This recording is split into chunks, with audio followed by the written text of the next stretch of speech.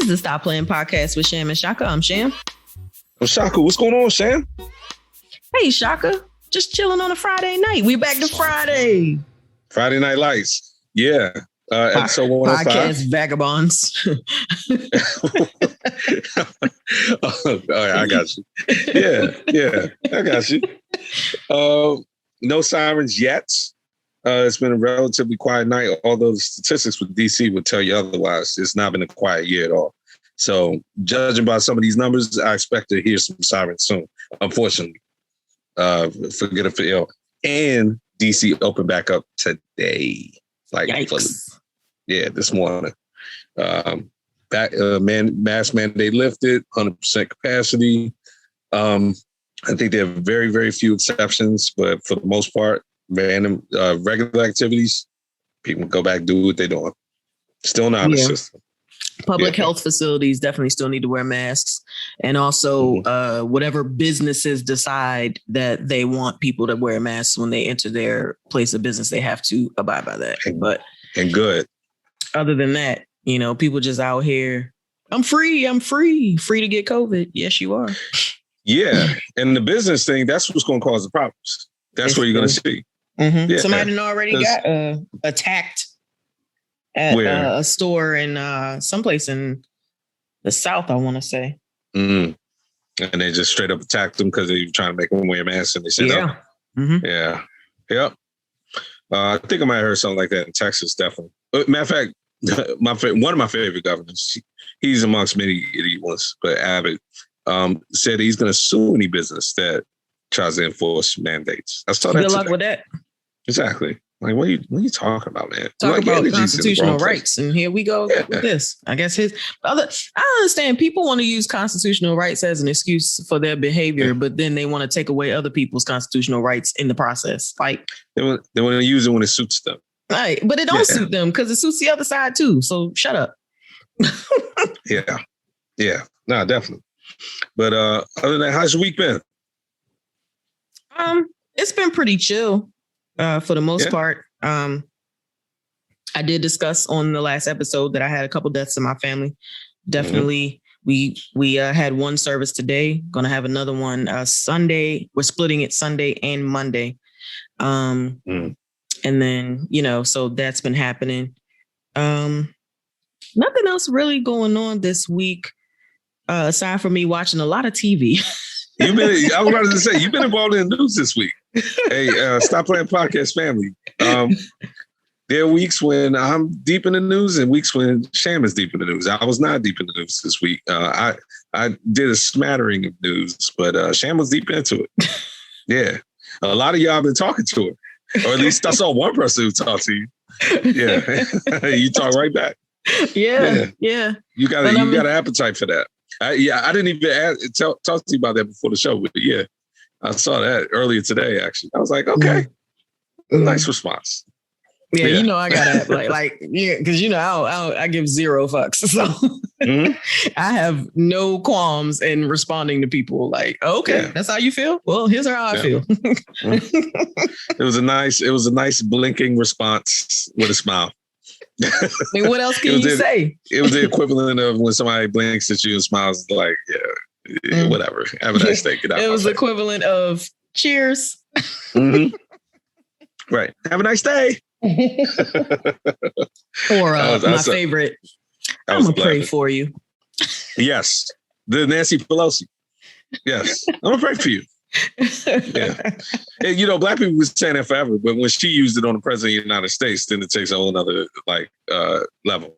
Right. But exactly like what you said. And just so you know, listeners, for those of you who don't understand, when black people say I'm gonna pray for you, that don't mean they really gonna pray for you. That mean they are they are patronizing you and they think you're an idiot.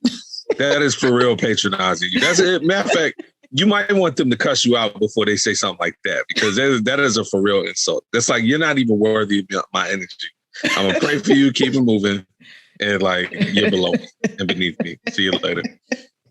So that was your translation, if y'all want that. Yeah. Sham, I have a little pet peeve before, if you have a Sham story, I just have a little pet peeve. I ordered some on Amazon. So all my stuff is little stuff like that. The USP is when Amazon then, I guess, regulates it to one of the shipping services. Usually it's UPS or FedEx, but once in a while it's USPS.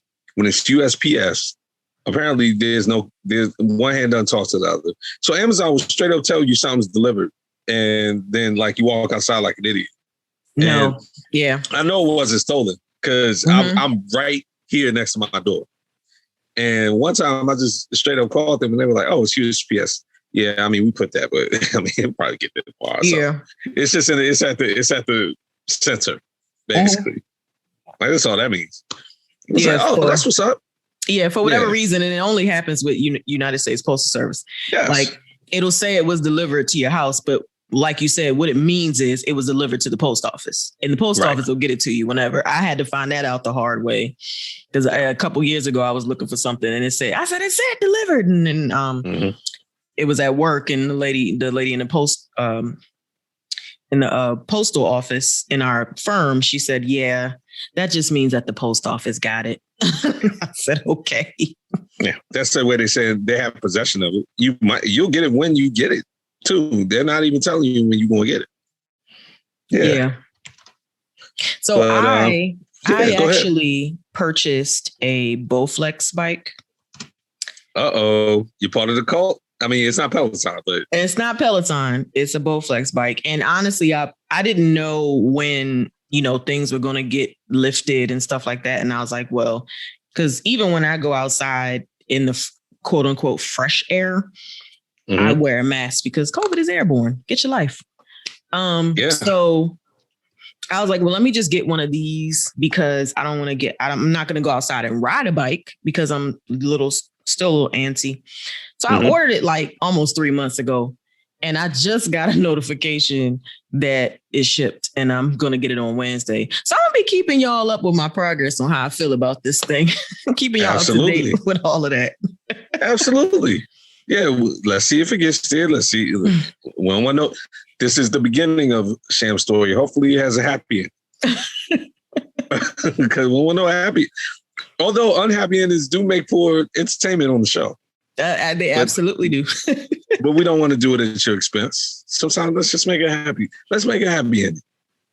Yeah. But other than that, my week has been pretty uneventful as well. Work is good. Again, we are preparing to, at some point, go back to the office. It won't be full time, of course, but we have our own space. And what basically the discussions we're having are kind of like, okay, if you're close to the office, maybe we want people to come in a couple times a week just to make sure we have people in the building. But we're not really pressing you guys out about coming to the office because we're doing very well outside of it. So really, this week has been about, outside of that and outside of work, getting ready for summer. I mean, Sham, look, whether we want to or not, I'm like you. I'm antsy about COVID, but I'm vaccinated. Summer is going to open up around us regardless. Now, it's really just going to be about people being out and us deciding how we're going to interact with those people. We're going to a wedding in 2 weeks. Okay. Memorial Day is next week. That's really going to be the bellwether moment and it makes you think okay, did the CDC really just rush this to get ahead of Memorial Day? The answer is yes. Of course they did. You know what I'm saying? Yeah. And you know what's interesting is and it's a mistake. CDC doesn't really have a horse in a race, so to speak, because they're government funded. So, right. I mean, they don't have a direct interest in the economy boosting. Maybe they got some talking to from some superiors on the government level, but what is it? Political. It has to be because they don't benefit at all from people going out and doing all this tourism and shopping and all this stuff that they're going to do now. Yeah. I mean, they were taking a lot of flack for the eviction moratorium. And a lot of landlords were saying the CDC didn't have the authority because they did it on a health basis. They were basically if people get evicted, they'll be out on the street and then they'll spread COVID. That's a very reductive way to put it, but that was the logic. And a lot of people opposed it and have been opposing in courts, and it's been overturned in a lot of states. So a lot of their reach in that was political, and I think the backlash from that has made them very shy about issuing mandates, extending them, and made them very rushed in rescinding it. That's a quick take, but we'll see how this pans out. Right. But let's tell the people where they can find us before they start going out again and going on trips. Well, before I let everybody know where they can find us, I want you, because I mentioned this last week at the end of the episode, but I need you to mention what people need to look forward to from you. Okay. Well, Shan put me on the spot. You know, she left me speechless almost, but not quite. I'll never be speechless. She had to cut my tongue. Yeah, that's a whole lie. That is a whole lot. So I have a friend of mine and I have started another podcast. We're going to add a show to the podcast family called Front Street News. And we are basically going to do all politics. We're going to be on video, which we're going to do here, Shan. And you know that because people want to see your beautiful face. But we're going to be on YouTube. So lucky. We're going to be on YouTube. And really, we're just going to discuss, a couple topics in the news and in politics. You and I, we do that a lot here, but then we do a lot more. And I think a lot of people see a lot more of my personality on this show. With that one, it will be a laser focus. It'll be just a couple of top news stories of that week and really a deep dive from both he and I into one particular topic for that week. It'll be weekly, just like we are here. And we've already started. And we will be coming to you guys from a YouTube channel and Sham, it's all one family in it. You know, Pete. Pete loves you. Does he? Yeah, he does. Wow. Look, I'm gonna tell him you said it like that. I'm gonna tell you said it like that. You're gonna be like, what's going on? Honestly, I would have never guessed, but thanks, Pete. Yeah. And then he shouted us out. He's like, yeah, man. He wants to come on the show. So Sham, look, sometimes we gotta keep worlds apart for a little while because, let that baby grow. Because, hey, listen. Even though I'm the common thread between these two, I think what happens is when I start working with all these people, they talk about how difficult I am to work with. And then they will eventually push me out and start all working together. That is the risk I'm taking. Because even in working with them, Sham, and you'll sympathize, they're like, how do you work with this dude? How you been working with him for 2 years? And guys, these are my best friends who I've known even before I know Sham. They were like, how she deal with you? Yeah. Yeah. Those are conversations I wish you were part of. But yes, Front Street News, FNSTnews.com. So we're all set up, just like Stop Playing. This is why I'm not trusted to do Stop Playing updates either. What? You did great. I can't even get fine. I stumbled over You stumbled on the website. It's fine. I'm not trusted. I'm not trusted to do this stuff. Talk to me about politics. No, anyway. Yeah, good shout out. And when you coming on the show? Never. What do you mean? Well, family. You know what, guys? This is a work in progress. We'll bring it on. What are you saying? All right. Well, let me show you how they can stop us on. Yeah, I'm gonna show you how it's really done. You guys can check us out on www.stopplayinpodcast.com. Scroll all the way to the bottom of the page. You can find all of the podcast platforms we are available on. Choose your favorite one. You can also find us on Facebook and Instagram at the Stop Playing Podcast, on Twitter at @stop_playing_pod, and you can check us out at our YouTube channel at the Stop Playing Podcast. And also, please, please, please, if you have any questions or ideas about what you would like us to discuss, email us at info@stopplayingpodcast.com. And if you're listening on Apple Podcasts, please leave us a review. I'll never be able to do that. Ever. And I don't like to limit myself in things, but I know I'll never be able to do it like that. Ever. But all right. So look, we got a couple round robin quick hits wrap ups. Now, to say this story is a wrap up will be optimistic. So we're just going to say the specific incidents this week have wrapped up. We have a ceasefire in the Middle East. So we certainly don't have peace in the Middle East yet, but we do have a ceasefire. That's the closest we're going to get to the peace. Ever. And Sham, last time I was thinking about this when I saw this earlier. Last time ceasefire, we had a lot of fun, even though it was not in and of itself a fun story. about that ceasefire in Turkey and Syria. Oh, that was crazy. Yeah, it was like, oh, we got a ceasefire. It was like, yeah, okay. But it's kind of like that today too, where there was supposed to be a ceasefire at a certain time. I want to say it was like early afternoon, and then a little bit of fighting broke out like right after. So this has to be watched very closely, is the point. But I guess the news here was that President Biden was just really under a lot of pressure to really try to intervene and make this stop. And like I said last week, America's involvement in this doesn't help it. Never. It never helps it. And the only noteworthy thing, and again, Shem, one of the few times you hear me say about a political story, I'm still going to say it. I haven't dived back into this to the level where I feel informed enough to make strong opinions. And so therefore, I'm going to kind of shy away from it. And I'll be transparent with the listeners. The one thing I will say, just subjectively, you see a lot more vocal Palestinian support in the media and stuff like that than you ever did like when we were growing up. You know what I'm saying? I think it was painted a certain way when we were growing up, just Israel's being attacked and this and that in the media, I'm saying. But now I think a lot more, there's a lot more willingness to see things and portray it in the media from the Palestinian point of view. I know a lot of, especially, Arab American people and people like that who express their views to me. And I'll put it this way, in the media, you're seeing this play out from both perspectives a lot. But I need to dive into it more before I bring smoke. Well, the few times you ever hear me say that, usually I bring smoke regardless. Yeah, here's my opinion. I'll get informed later. Yeah, that's one time I won't. What about you?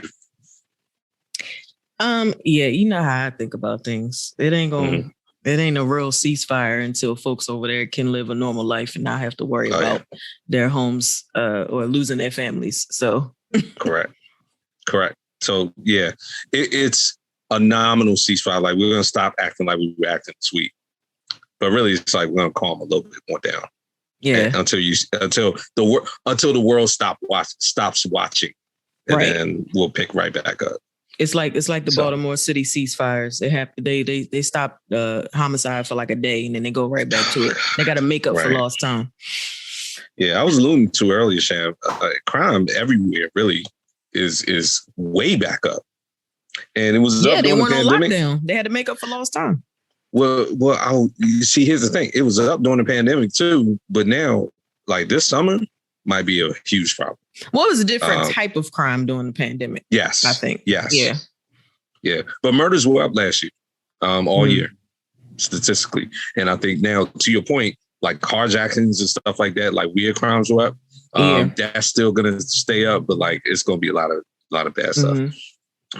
One, I mean, I guess you could call it good. I would call it bittersweet story that I felt was just remarkable to see.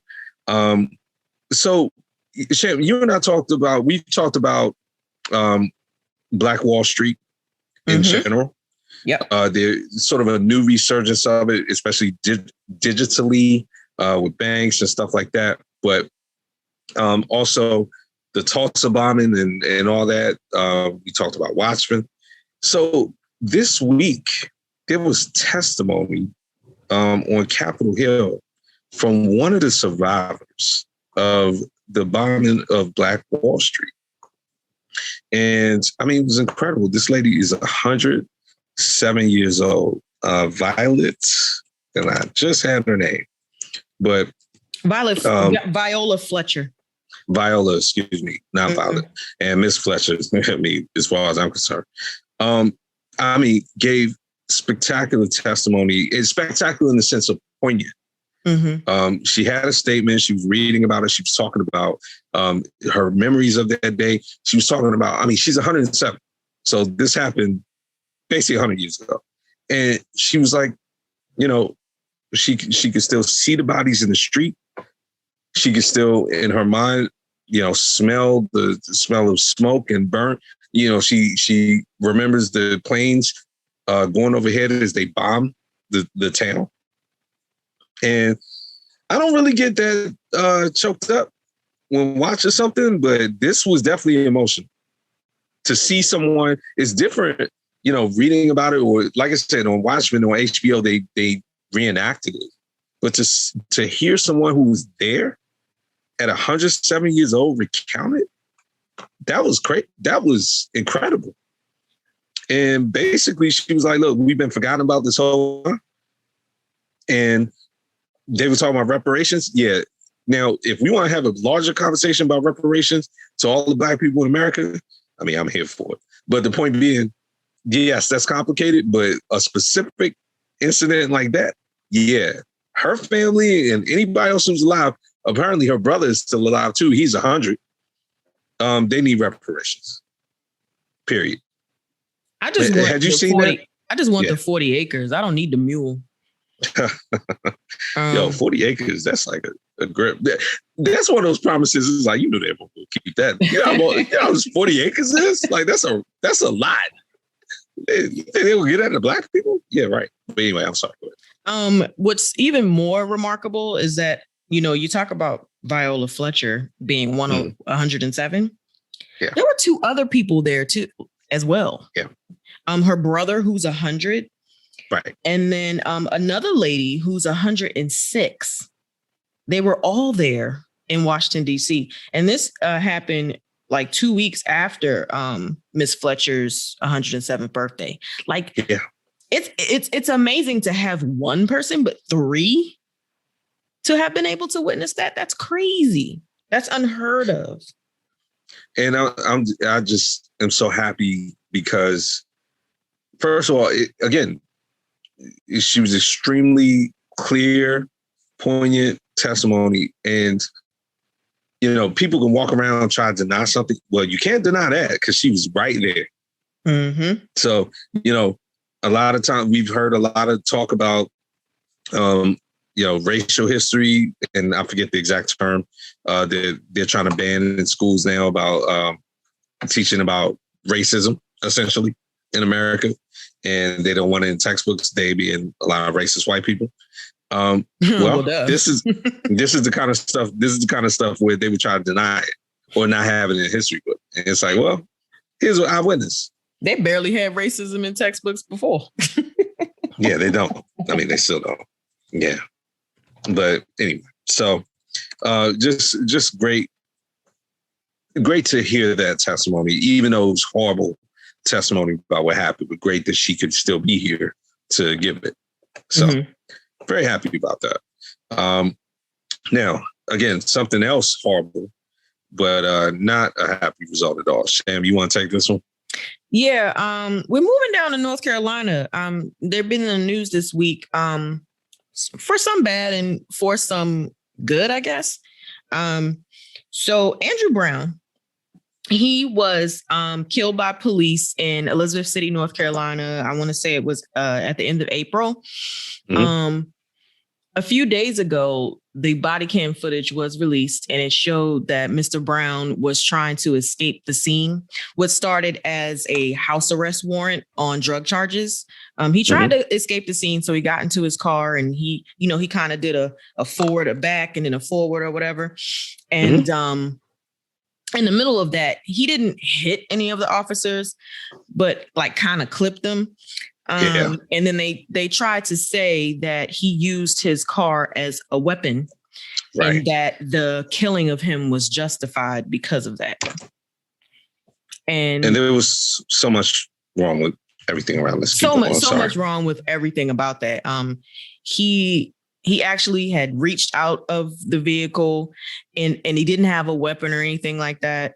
And the cops just converged on him. Protesters have gotten enraged by it. But the prosecutor on the case, was the one that did the press conference and came out and was like, look, it was justified. Case closed, done dizzle. How do you feel about that? Horrible. So a couple of things. Obviously, the result was terrible.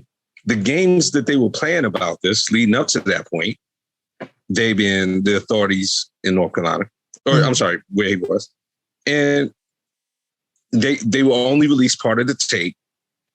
They only released part of the tape to the family. I want to say it was 30 seconds or something like that, 20 or 30 seconds at a time. They were withholding this the entire time. The whole thing was cloaked in secrecy. And then when you watch the video, I mean, Sham, they look like the cops look like a bunch of teenagers with guns hopping off the back of a truck when they get ready to attack him. Like they look like they're going out on Friday night for kicks, except they got guns and a badge. Like they came in ready to shoot and kill. Look like they ain't had no business passing that exam. Yeah. I was like, are there not enough police cars? Or if you do have a SWAT team, I mean, most SWAT teams I know roll in the truck and then they hop out the back of a covered truck. Y'all sitting on the back of a pickup truck looking like y'all looking for the first black person you want to kill that night. Did I mention it in North Carolina in the South? Yeah, like what are y'all doing, man? Yeah, so those are, and rightfully so, the family, I haven't seen what's come of it yet, but they're going to the Justice Department and to really the feds and say, look, take this over. This is a hate crime. Like, whatever. Did you know Bakari Sellers is the family's lawyer? Did you know that?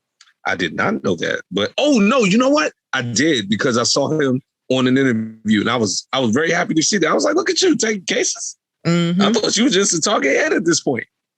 I knew he was a lawyer, but I did not know that he was still actively taking cases. Yeah, I was very shocked to see that. Shaved his pandemic beard off, Shane. Shocked. I was like, pandemic over, huh? Okay. Back. And plus, you got to get the courtroom, go ahead and shave it off. Because Bakari Sellers was growing a pandemic beard. Like, he would show up on CNN, like, it was like, oh, okay, fam, that's what you're doing? All right. But yes, I did see that. Yeah, thanks for reminding me. I forgot. At this point, several civil rights leaders are calling for the FBI to investigate this further. Absolutely. So we'll see where this goes. Yeah, they're not even giving us the whole tape. So it's one of those things like, oh, well, you don't know what happened. Well, you know why I don't know what happened? Because they're only giving us part of the tape. That's the part that they were okay with us seeing. Imagine what they're not okay with us seeing. Oh, of course. From start to finish. They only showed the part when he was outside. Exactly. I mean, why don't y'all show the card game and the dice game and drinking they were doing before that, the way they were looking? Because good gracious, they look like a game. They are a game. But anyway, so we have some type of restitution for another story? Yeah. Maybe. So 2 brothers were convicted in 1983 for raping an 11-year-old girl. And a part of North Carolina I've never heard of. I still have not heard of it because I just saw it and now I can't see it again. But they spent 31 years in prison for this crime that they didn't commit. And they were exonerated in 2014. What makes this a story now is because last week, a federal jury awarded them $75 million. So they get to split that. And basically they get their records, cleared or whatever. But what they don't get is those 31 years back. Exactly. 31 years. I mean, how old are they now? Or have a general sense? Were they like in their 20s when this happened? I think they're in their 60s.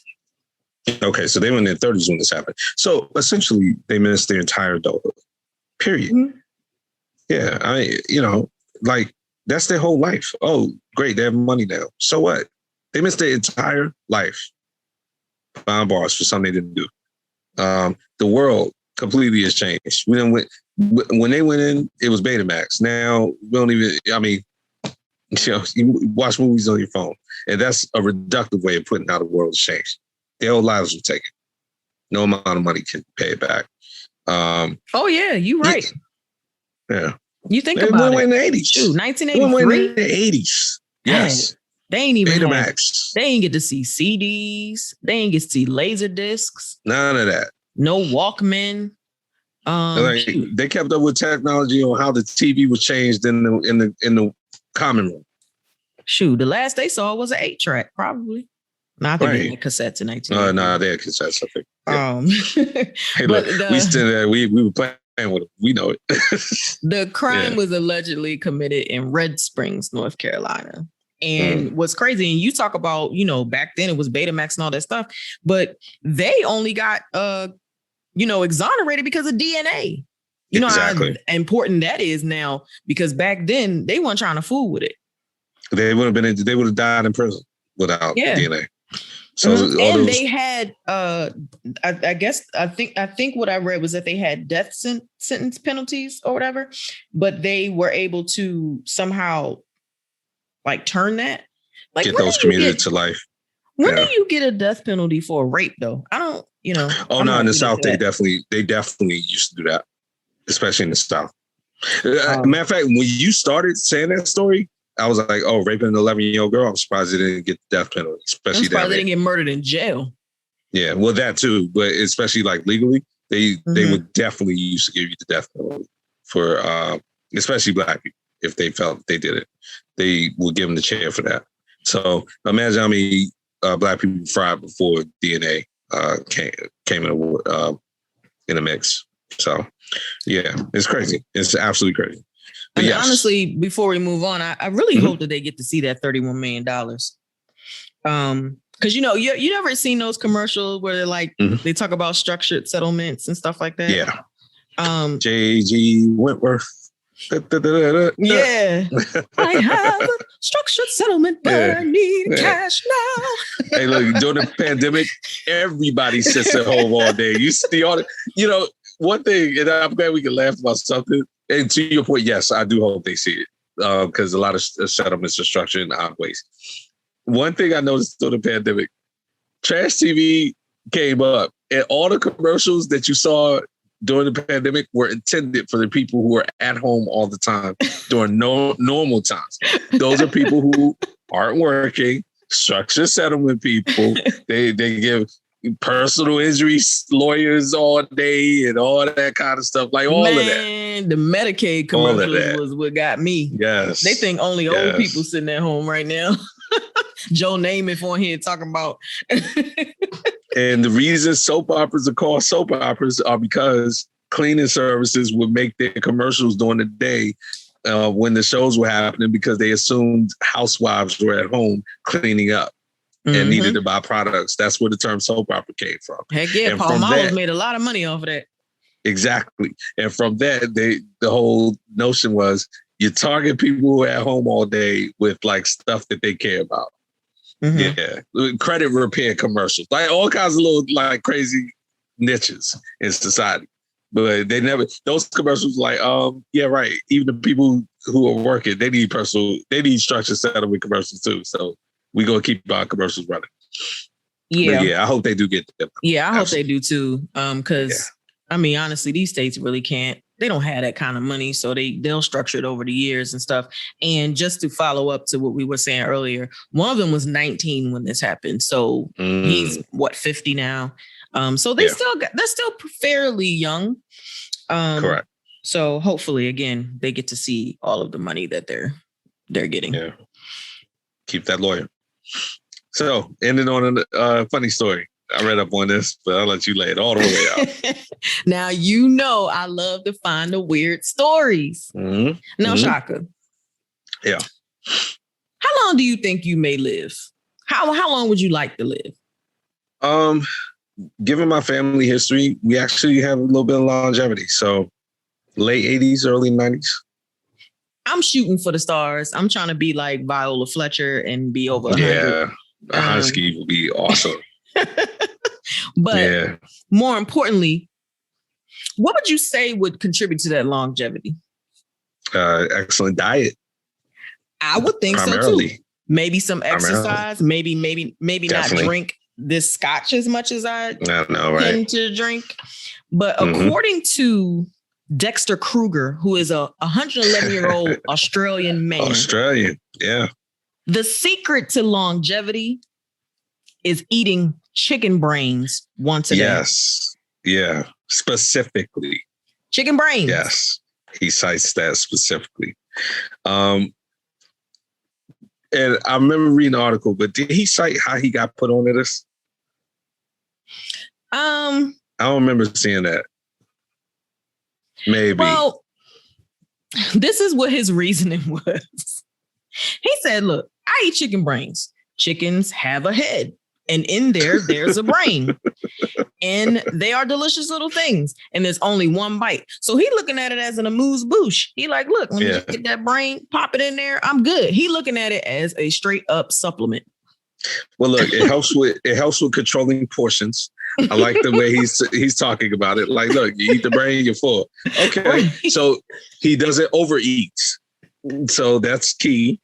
So no obesity, whatever. I saw a picture of him, it looks regular. Doesn't look like he's having any great problem. So yeah, you eat one brain. All right, cool. I didn't get the answer I thought I was going to get when I saw it. Like, maybe smarter or something. Then it would be like, okay, wow, the crazy ones get to live forever, huh? Like that kind of thing. Your man is a retired cattle rancher. He knows his way around some meat and poultry, I suppose. And he is actually the oldest living resident of Australia in history or something like that. He just passed a lady by days. So 124, right? No, he's 111. 111, sorry. Yeah. Dexter Kruger. Shout out to you. Salute to you. Yeah. I will not be having chicken brains because it is just not me. But he's a World War I veteran. He's been through some things. He knows some stuff. It's an acquired taste. Yeah. So no, I'm not going to acquire that. But yeah, another walk in history. Tell us about World War I. And then let's break for lunch. You have your brain and then come back. It's awesome more. He lives in a nursing home though. So you think the people in the nursing home are going or ordering or going to stock up on, they going to the butcher shop and stocking up on the brains for him? You think that's how it must be a nice nursing home. Some nursing home, they'd be like, they'll tell him it's chicken brains just to, hey, you know what? We found something for you. There you go. Yeah. No. We cut the head off the chicken, gave you that part, and then we're gonna eat the rest of it. Fry it up first though. Yeah. And then we're gonna eat the rest of it. You enjoy that. So maybe they do. Because they'd be like, what's the harm in it? You know what? Yeah, here you go. We're eating the rest. We're gonna use that part anyway. Yeah, we're not using that part.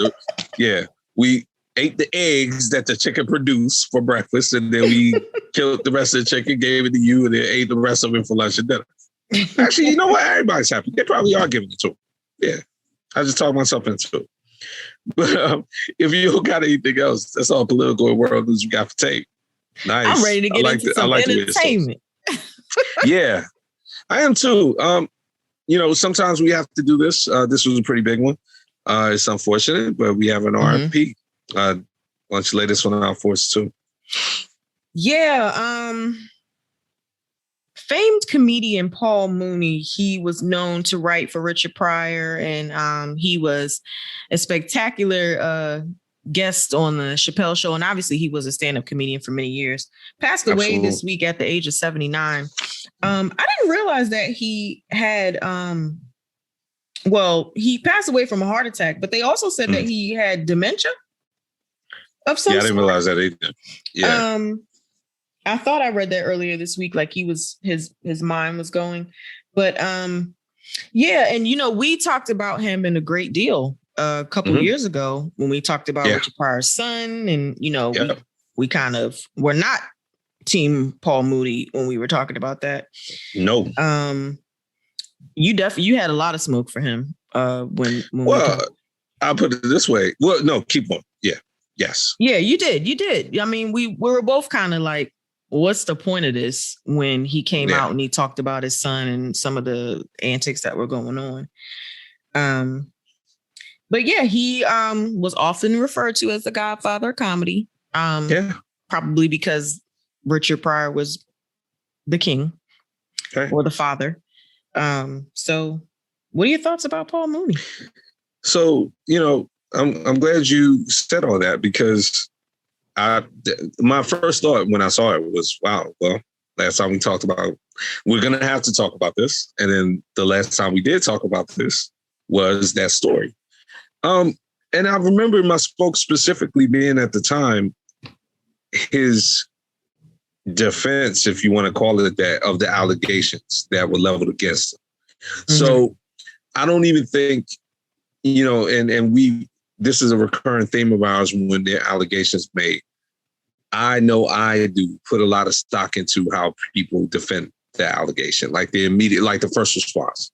Mm-hmm. And his response, I didn't like. I mean, it was just that simple.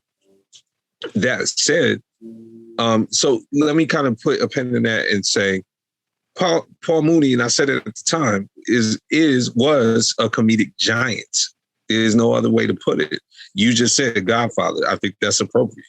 Anytime that you could be used, that he can be used as an inspiration or whatever you want to call it, mental, whatever, to Richard Pryor, when Richard Pryor is really like the person that everybody looks to. Yes, any comedian, white, black, whoever, and they'll say Richard Pryor is the best comedian stand-up, especially ever. He's the GOAT. But then even when we were talking about Paul Mooney before, Richard Pryor is the GOAT, but Paul Mooney's the guy that pushed things way beyond whether it's Richard Pryor or on another level like Bill Cosby. Again, tragic how all these people kind of like all these giants come to an end, but whatever. But Paul Mooney's the guy that people were like, yo, he took comedy to a level where you go to a Paul Mooney show thinking you can handle it, especially white people, and you still walking out the way he was talking. Yeah, the way he was talking. You still walking out of his show. Okay.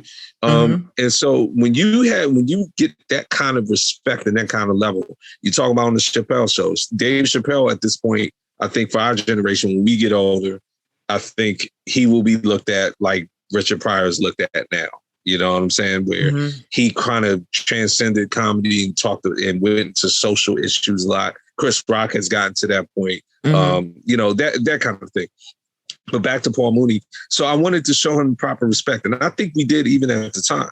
I just think that, you know, at the time, my smoke for him was, I don't like your defense of this accusation. And this accusation is too serious for you to just, specifically, let's just lay it out. He canceled the show and kind of was like, it gave like some mealy mouth reason why he canceled the show after the allegation about him abusing Richard Pryor's son was made.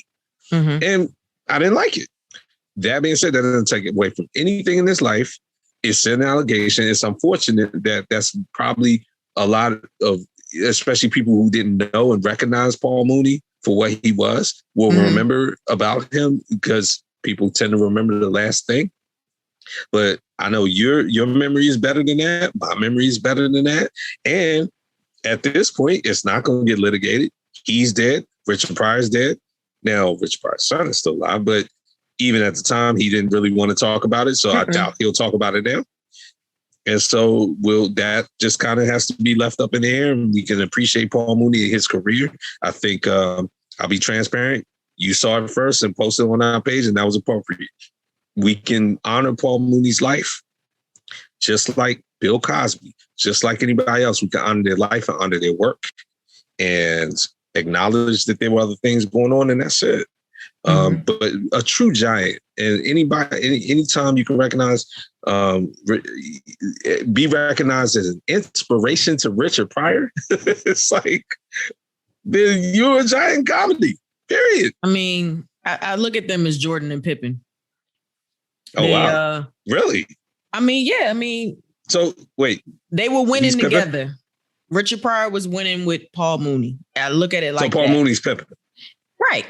Oh, okay. What do you mean? Come on. Listen, I was just double checking. Don't do this. Don't be that person. But for me, you know, at the end of it, if somebody had to ask me on my deathbed, I'm going to say it's Richard Pryor, Eddie Murphy, Dave Chappelle, and I'm done. But absolutely. For those I of you... I don't know about Dave Chappelle, but keep on. But, you know, Paul Mooney is one of those people that his comedy was most suited for like the 70s and 80s. Absolutely. He definitely was not politically correct at all. Never wanted to be, never tried to be. And for those young listeners of our show, you're thinking, Paul Mooney, who is that? You might have seen him in your Twitter, your Facebook, your Instagram feed. But let me just tell you some of the things that you have probably seen but didn't know Paul Mooney was a part of. Sanford and Son. He was a writer on that show. Good Times. He was a co-writer on that show. The Richard Pryor Show, obviously, because he was his sidekick. In Living Color. That I did not know, but it makes sense. Getting a little closer to some of the youth. Chappelle's show. Obviously, he was Negro Dominus, as I mentioned earlier. He wrote on Saturday Night Live, The Real Husbands of Hollywood, which is a very recent with Kevin Hart. That's a very recent show. And if you had to ask me if Paul Mooney had anything to do with that, I would have been like, heck no. Why would he, but. Well, you know what? I could see Paul Mooney being the inspiration behind the word Mitch. Like, that just sounds like something he would come up with. That sounds like something he would say. Now, look, Kevin, I'm going to give Kevin Hart his props, but my point is, if Kevin Hart was on his deathbed, it was like, I got that for Paul Mooney. I would believe that. I would believe that too. It does sound like something he would say. He'd probably called Kevin Hart a little Mitch. And that's my point. Like, it probably came out of that or something. And it came into the show. Yeah. And I thank you for going through all that, because that is important. All of these things are cyclical. And just to add to that, Dave Chappelle's last special, the 846, and I hate to screw it up because it's the George Floyd time frame special. 8 minutes and 46 seconds. Is that it? Yeah, 846. That to me is, if you don't know who Paul Mooney is and you're young, that was the most kind of Paul Mooney-esque special that you could come close. That's something Paul Mooney would have done. Is that special right there, where you take a serious issue that's like, and you take a serious moment in society, you have your special, it like cuts like a knife, but you still inject your humor in it. But the ultimate purpose was to cut like a knife. That's what Dave Chappelle did there. It was social commentary first, comedy second, through the comedic vehicle. That was Paul Mooney. Like, for the youth. You want to know who Paul Mooney is? You want to see a Paul Mooney special? Look at that and then go back and see what Dave Chappelle got that kind of idea from. And Dave Chappelle will tell you that. Yeah. But RP to him. Rest in peace, Paul Mooney. One of the comic greats. So, Sam, what are you watching? Look, I'm laughing. You're laughing because look, I'm going to surprise you because, look, I'm into reality TV. Yeah. 100%. Yeah. And I've been watching the Real Housewives franchise forever. Okay. Yes, you have. Yes, forever. And for the first time, the Real Housewives of New York City, which was the second franchise out of the whole thing, has a Black woman, which it's kind of like Friends. Like, how you had a whole show like Friends and you ain't had no Black people? They did have some here and there. Gabrielle Union was on there, and was Blair Underwood on there? No, he was on Sex and the City. But you see where I'm going Union with was this. on Friends? Yeah, she dated Ross. No, that was Aisha Tyler. That was Aisha Tyler? No, but Gabrielle Union was on Friends. She dated Ross. I don't remember that. So we'll talk about that.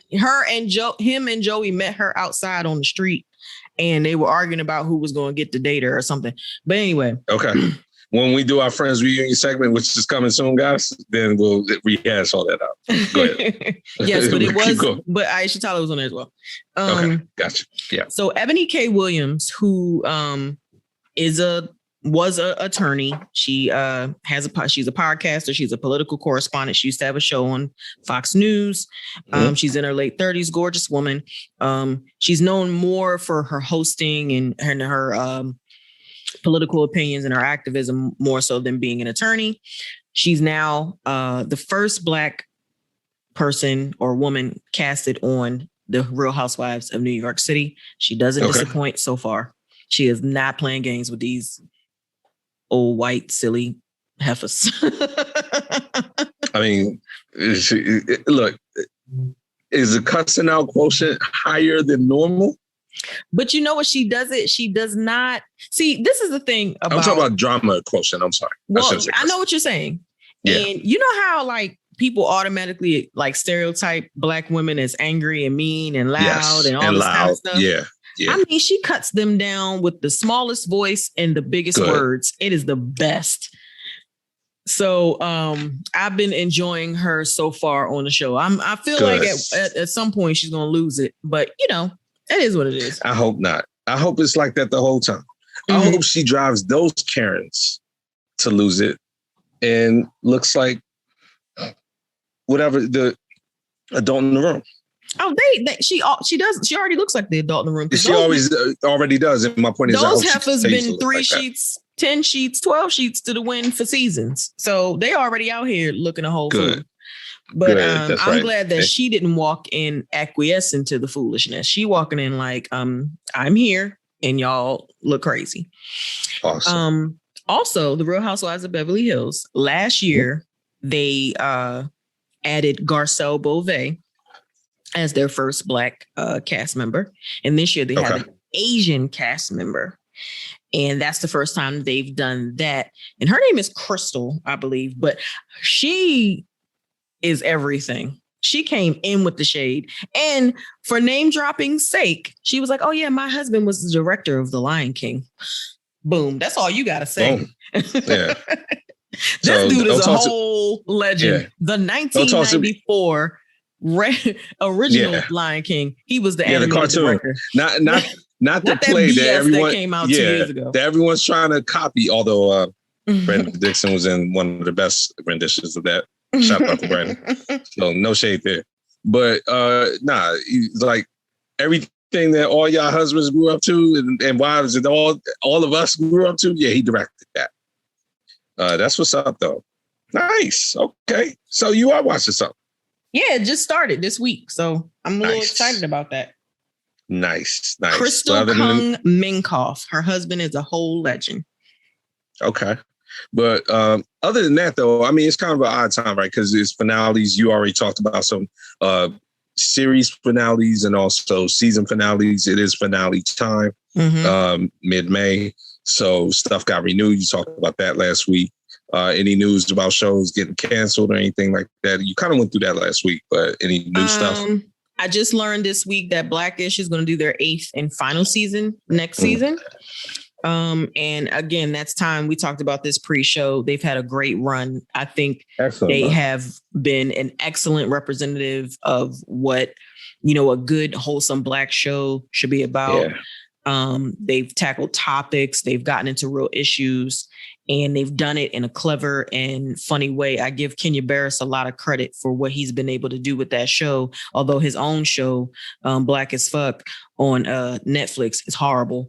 But he and I'm saying years, and I don't know. I'm just going on. And Rashida Jones deserves so much better because she's excellent. I love her. But so they are rounding out their show. And before you continue, Blackish, I've said on the show before, I watched like the first season and then I fell off. I only fell off out of my own laziness. Nothing to do with my enjoyment of the show. Every time I watch Blackish, I enjoy it. So now that I know what's going on, I'm going to make an effort at some point to just kind of put in my pantheon so that I can always revert back to it if I'm, because it deserves our support, and not like, oh, it's a Black show, it deserves our support. No, it was a good show. It was an excellent show. Our support. It's an excellent show. And the way that the Cosby Show was an excellent show, even though it was centered around Black families, it was a number one show in the country for like 5 straight years because everybody could relate to it. And I feel like Blackish is the same kind of thing.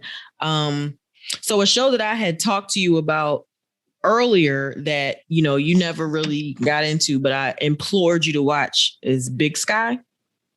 That ended with a bang last night. They had their season premiere. That show was so good that they gave it a second season after like the first episode. So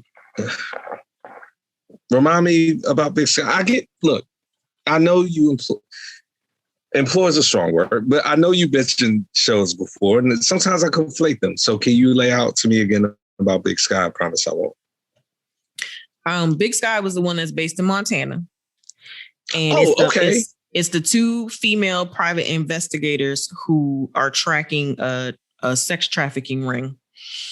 And it just kind of came to a paramount in the season finale. and it was amazing. And I'm so glad they're coming back next year because that. Okay, that is no problem. Every time you mention Big Sky, I always think about Yellowstone. Mm-hmm. Exactly. So I only had room for one Montana in my life at the moment. But now that I'm caught up with Yellowstone, now I can jump to that. See, that's all. That's all. I'm caught up with Yellowstone. Yellowstone will be back next season. So now I can jump to that Montana. Okay, speaking of implore, when you go watch Yellowstone? Never. Because you say, I hate Westerns.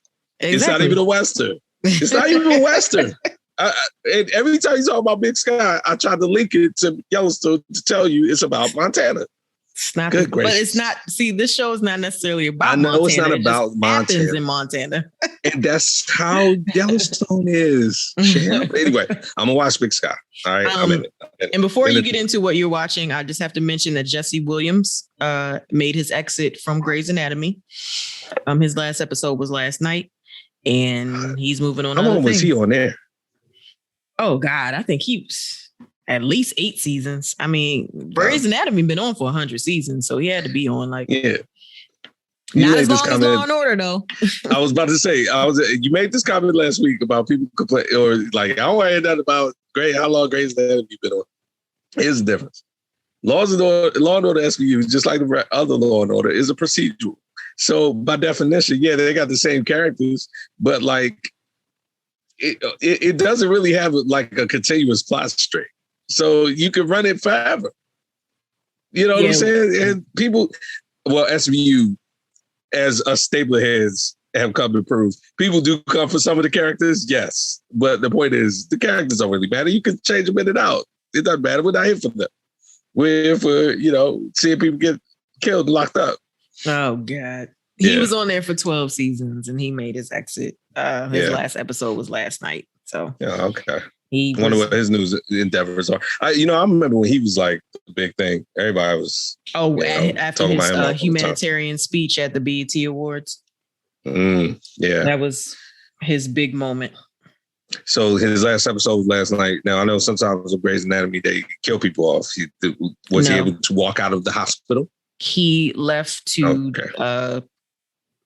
take over the board and incite social change. So.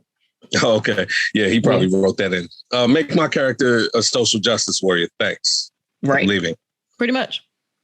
All right, cool. Well, look, I'm still watching Bad Batch. Sham, another episode came on today. I love it. I wish you were in the Star Wars. We're making our own little segment, but you're not, so it doesn't matter. But they're still doing all kinds of good stuff, man. I love this show.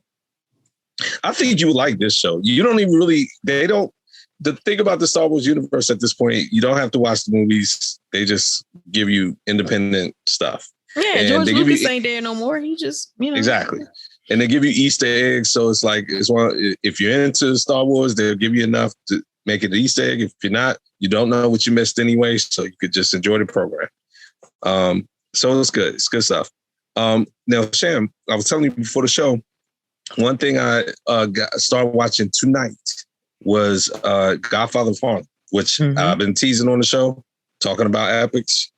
Saw the first episode, and I'm gonna tell you right now, I'm willing to rewatch the first episode and start getting into it because Godfather of Harlem, I heard people talking about how great it was. At minimum, I just watched the first episode. Spectacular. Forrest Whitaker's in it, of course. He's gonna do it. The gentleman who plays Malcolm X, that is no other than the guy who played Leon in those sports commercials. Remember Leon? Where it was like, there's no I in team, huh? He's like, yeah, and ain't no team, they ain't no me. Or no, he's like, ain't no them either, or something like that. Remember Leon? Remember those commercials, Sam? Is that the Sports Center ones where he used to come through and just like bust people up? I'm not gonna call him Sports Center. It was I forget what the brand was. He would be in like the office, and if somebody was using the printer, he would come up and be like, "You can't print that," and then he like no.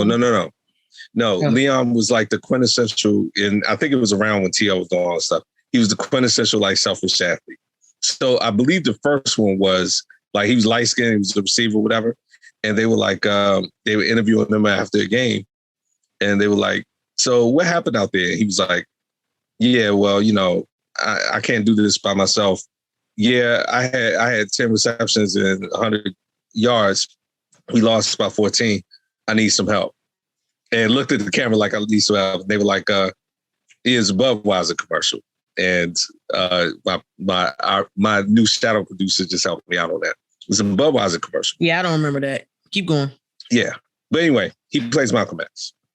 And does a great job, Shay.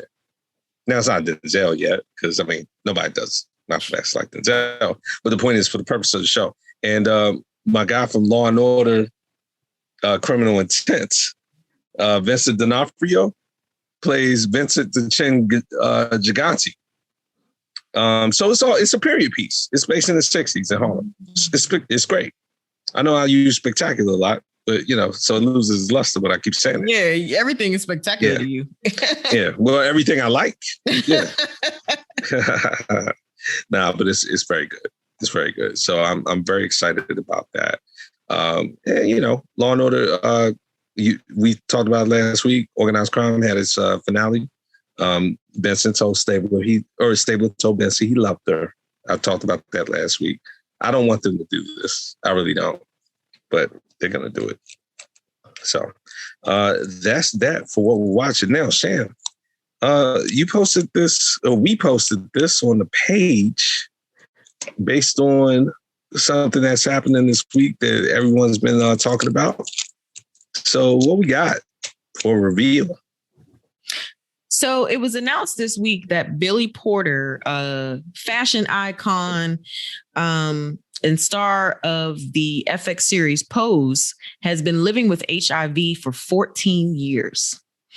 Yeah. And I thought this was interesting because, and in our post on our Instagram, it stated art truly imitates life, because his character on Pose has HIV and he's going through that this season.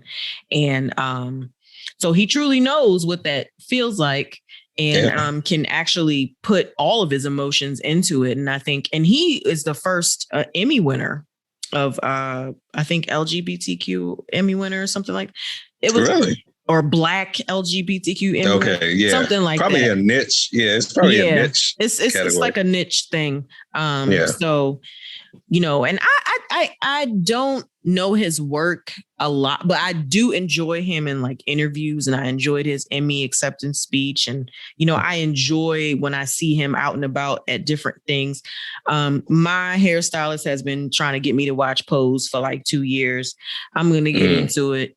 My show list is so long. Like, I got to find ways to put these things in. You have an organized queue. Yes. I would call it a queue. Shout out to the TV Time app for keeping me on track. But I just thought it was interesting. And she actually said to me the last time I was there, and I will see her tomorrow morning. She said, do you think he's really has HIV in real life? I said, well, I don't know. So when it came out, I texted her. I said, you were on top of that. Yeah. Now, I saw the, especially once we knew we were going to talk about it, I didn't dig deep. So, how many people knew? And when I say that, I don't mean a quantitative number. I guess the better way to ask the question, did his coworkers know, or the other actors or director, or, I know it wasn't known publicly, but just on a day-to-day basis, did no one know? Probably just his inner circle. And I don't know how much you have to reveal. There are HIPAA laws. So absolutely. No, you don't have to reveal. I don't know how much you have to reveal. If he did reveal it to people, then those people deserve an award, because they are like the most loyal, and I will tell them all my secrets if I had one to tell, because they kept that locked, just like the people that were around Chadwick Boseman, and he was battling colon cancer for 4 years. None of them said a word. So I think obviously the difference, and look, HIV, we are educated on HIV at this point, and how it can be given or spread. So it's not like insanely contagious, but, people always ask the question, if there's a disease that can be passed, between people. Where does the individual patient's rights end and the community safety begin? Again, HIV, not as much. At the beginning of it, it was very taboo, but now I think it's like, look, everyone keeps that. But think about, now let me ask you this, independent of this discussion, but it just made me ask this question. If, how do you feel about, for example, going to work and people's responsibility on whether they have to let their coworkers know if they have COVID? And I know I kind of just went down a rabbit hole on the show. This is a quick take. We don't have to spend a lot of time on it. I think because if COVID was so severe that it killed so many people so rapidly, and it was an airborne virus, I feel like, and I actually went through this. The rule at the firm that I was working at was, if you had it, you had to tell your supervisor and you had to be gone for 14 days if we were in the office. I chose to be in the office because a lot of people weren't in the office. And I was like, this is great. No one's here. I'm going to go to work. Right. But even if they had gone to like a hot spot or whatever, even if they didn't have COVID, they couldn't come back to work in 14 days. So just imagine, like, I think they had to inform a supervisor. They didn't necessarily have to tell us, but they had to tell somebody who was writing checks if they had it or not. And then they handled that accordingly. But with something like COVID, if you didn't see somebody for 14 days straight, and there it is, you would know. And there it is, right? If you see somebody one day and then you don't see him another day, you don't see him for 2 weeks, and you know that that's the rule, you're going to assume that they had COVID. So yeah, you can only tell your supervisor, but then everybody else knows because they haven't seen it. So, okay, but I get it. Yeah, that's a good answer. I think with the contagious disease, man, I struggle with that. I do think you have a responsibility on some level to ensure the safety of others. So, but I worked also in the medical field 2 jobs ago now. And HIPAA is a very serious thing. So you can't persecute people. All right. Anyway, so, well, look, Billy Porter revealed it. Obviously been coping with it for 14 years, dealing with it. So seems to be in good shape. Hopefully stays. All right. Now got some more, a little gossipy news. I'm actually, you know what? This hurts my heart just because of how, but look, I like how I say that, right? But it's like, what did I think? What did I think was happening with the woman? Look, I respect you and love you as my co-host and brother and good friend, but you never stood a chance. So I still stand a chance. I feel like she does well. Keep going. Go ahead. You got to stop this, really. Look. It's no secret that A$AP Rocky and Rihanna have been dating for months. As far as I know, this is the longest in a while that she's been with one dude. Because we all know that Riri is a savage and we love her for it. Rihanna does what she wants to do. She does whatever the hell she wants to do, and that is correct. So she's been dating A$AP Rocky for a while. There's been reports that they're so in love, and you see pictures of them just cuddling and just, whatever. So A$AP Rocky recently was interviewed by GQ. And he put it all out there, and I'm paraphrasing. Look, she's the one. If there was a million of them, they couldn't compare it to this one. I'm totally in love. He even spoke about wanting to have children with her and all this kind of stuff. And so what's interesting to me, and this is a take that I got from Daily Pop, and I didn't even think of this, but she brought it front and center. She said, the last time that a man professed his love to Rihanna publicly like that, she kind of recoiled and was like, nah. And you know who that was? Champagne Poppy, Drake. She was not feeling all that public display of, I'm in love with you. She don't like that. So it makes people wonder. And I felt awkward too when Drake was doing all that. I was like, ew. But Drake corny though. So let's be real. He corny. Yeah, he cornball. He thirsty. You call him thirsty. He's a thirst bucket. But look, so, honestly, she could feel differently about A$AP Rocky. It appears to be a lot different than what we saw with Drake. But I wouldn't be surprised if this kind of was like, hey, whoa, you can't be out here doing all this. What do you think? Can I ask a question that's good? I mean, it's not out of left field, is it? What happens if Breezy wakes up one day and is like, you know what? I want to get the old thing back, and hits that text. Breezy? What's Riri doing? I'm talking about Breezy. You know what Breezy. I'm talking about? Y'all know Breezy. Yeah. What if he hits her up? I think that was a season. That was a reason in the season. I think that's, I saw her. Listen, my mom watches Oprah religiously. And one time I was over her house and it happened to be on when Oprah interviewed Rihanna, and basically Rihanna was like, I love her. Like, over. Like, this is after the meeting. Like, whatever. Yes. I mean, I have exes that I loved, and I'm not ever going back to that. I guess what I'm saying is, okay, did they beat you up first? No, I would be more likely to beat them up. Exactly. and I knew the answer to that question. That's why I asked it. That is a hell to the no. I knew the answer to that question. That's why I asked it. I will say that and I've said this in the past, I have been very fortunate to not have dealt with any man who has even thought to put their hands on me, because I think they thought I was crazy. But anyway, go ahead. And look, she's crazy, but I'll just put it like this. Look, I'm joking around a little bit about Breezy trying to get back with her. No, that's great, but Rihanna does strike me as somebody who you can't be running around like telling everybody you love her in public. She's just not the one for that. Nah. Now, I don't know her, but what she's put out in the world is like, hey man, look, if we gonna do this, like, let's do this. Yeah. I've said in the past, her hit list is long. Oh no, and she don't care. See, that's what I like about her. She owns she's it. sticking moves. She She'll owns be doing it. all that. All of that stuff.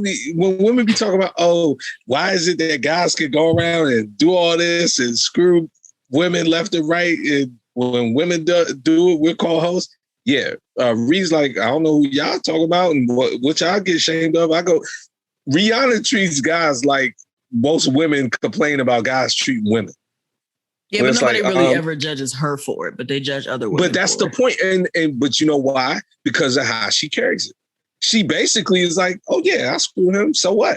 As a matter of fact, he couldn't hang with me. So I dropped him, and now I'm about to get somebody else. Or I'm about to be out here living my best life and making my money. With my little line, or get my album, or do whatever. And guys like me, even, like, we look at Rihanna as somebody like, man,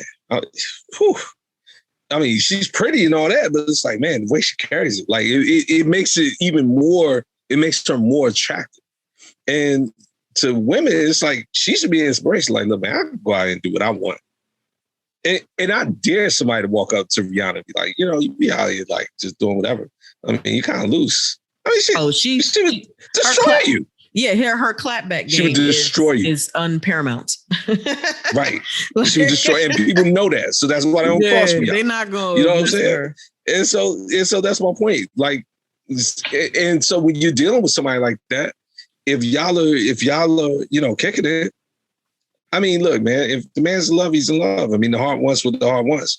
But I meant to say unparalleled. Look at me, Paramount Plus. Yeah, Sham, I'll let you correct yourself. But I don't get it.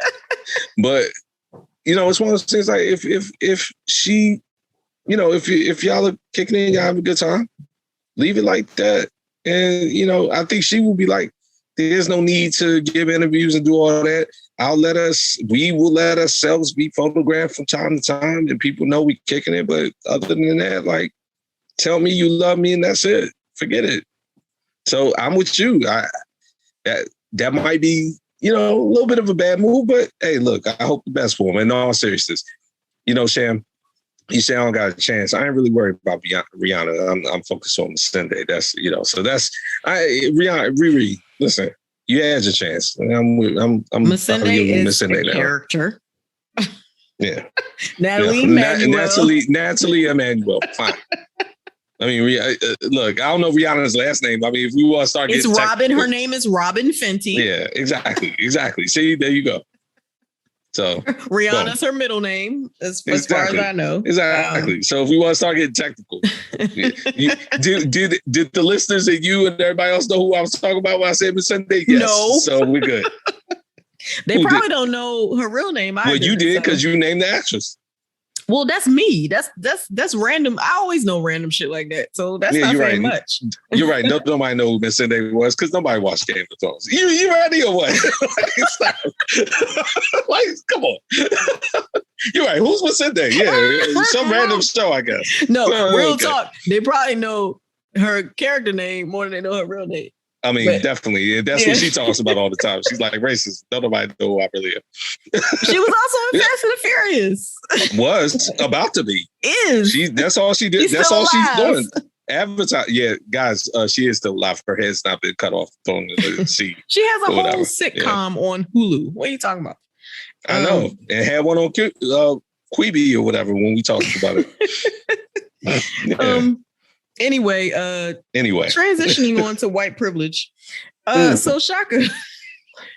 So look, a couple reasons why this story is poignant to us.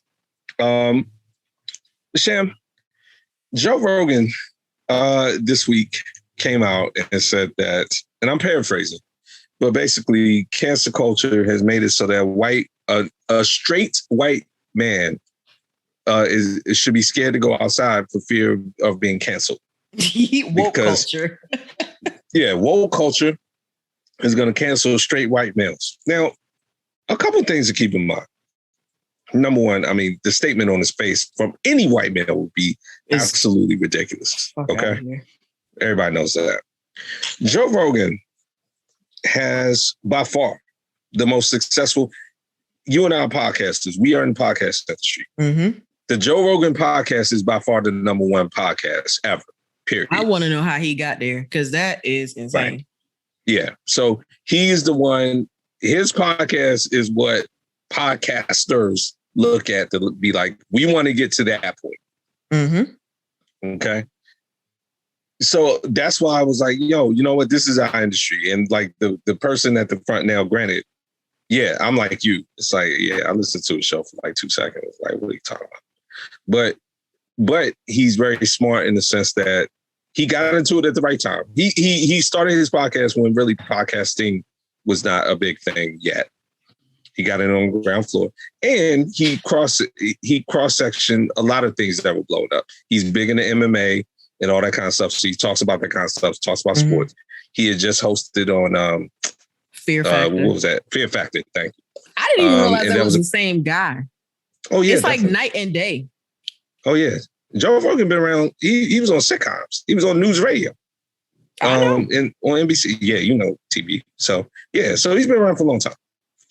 And it's like, okay, so dude, you're saying on your podcast, which is the number one podcast, that you're afraid to talk when all you do is talk and get like a stupid bag for it, and you're a straight white male. What are you afraid of?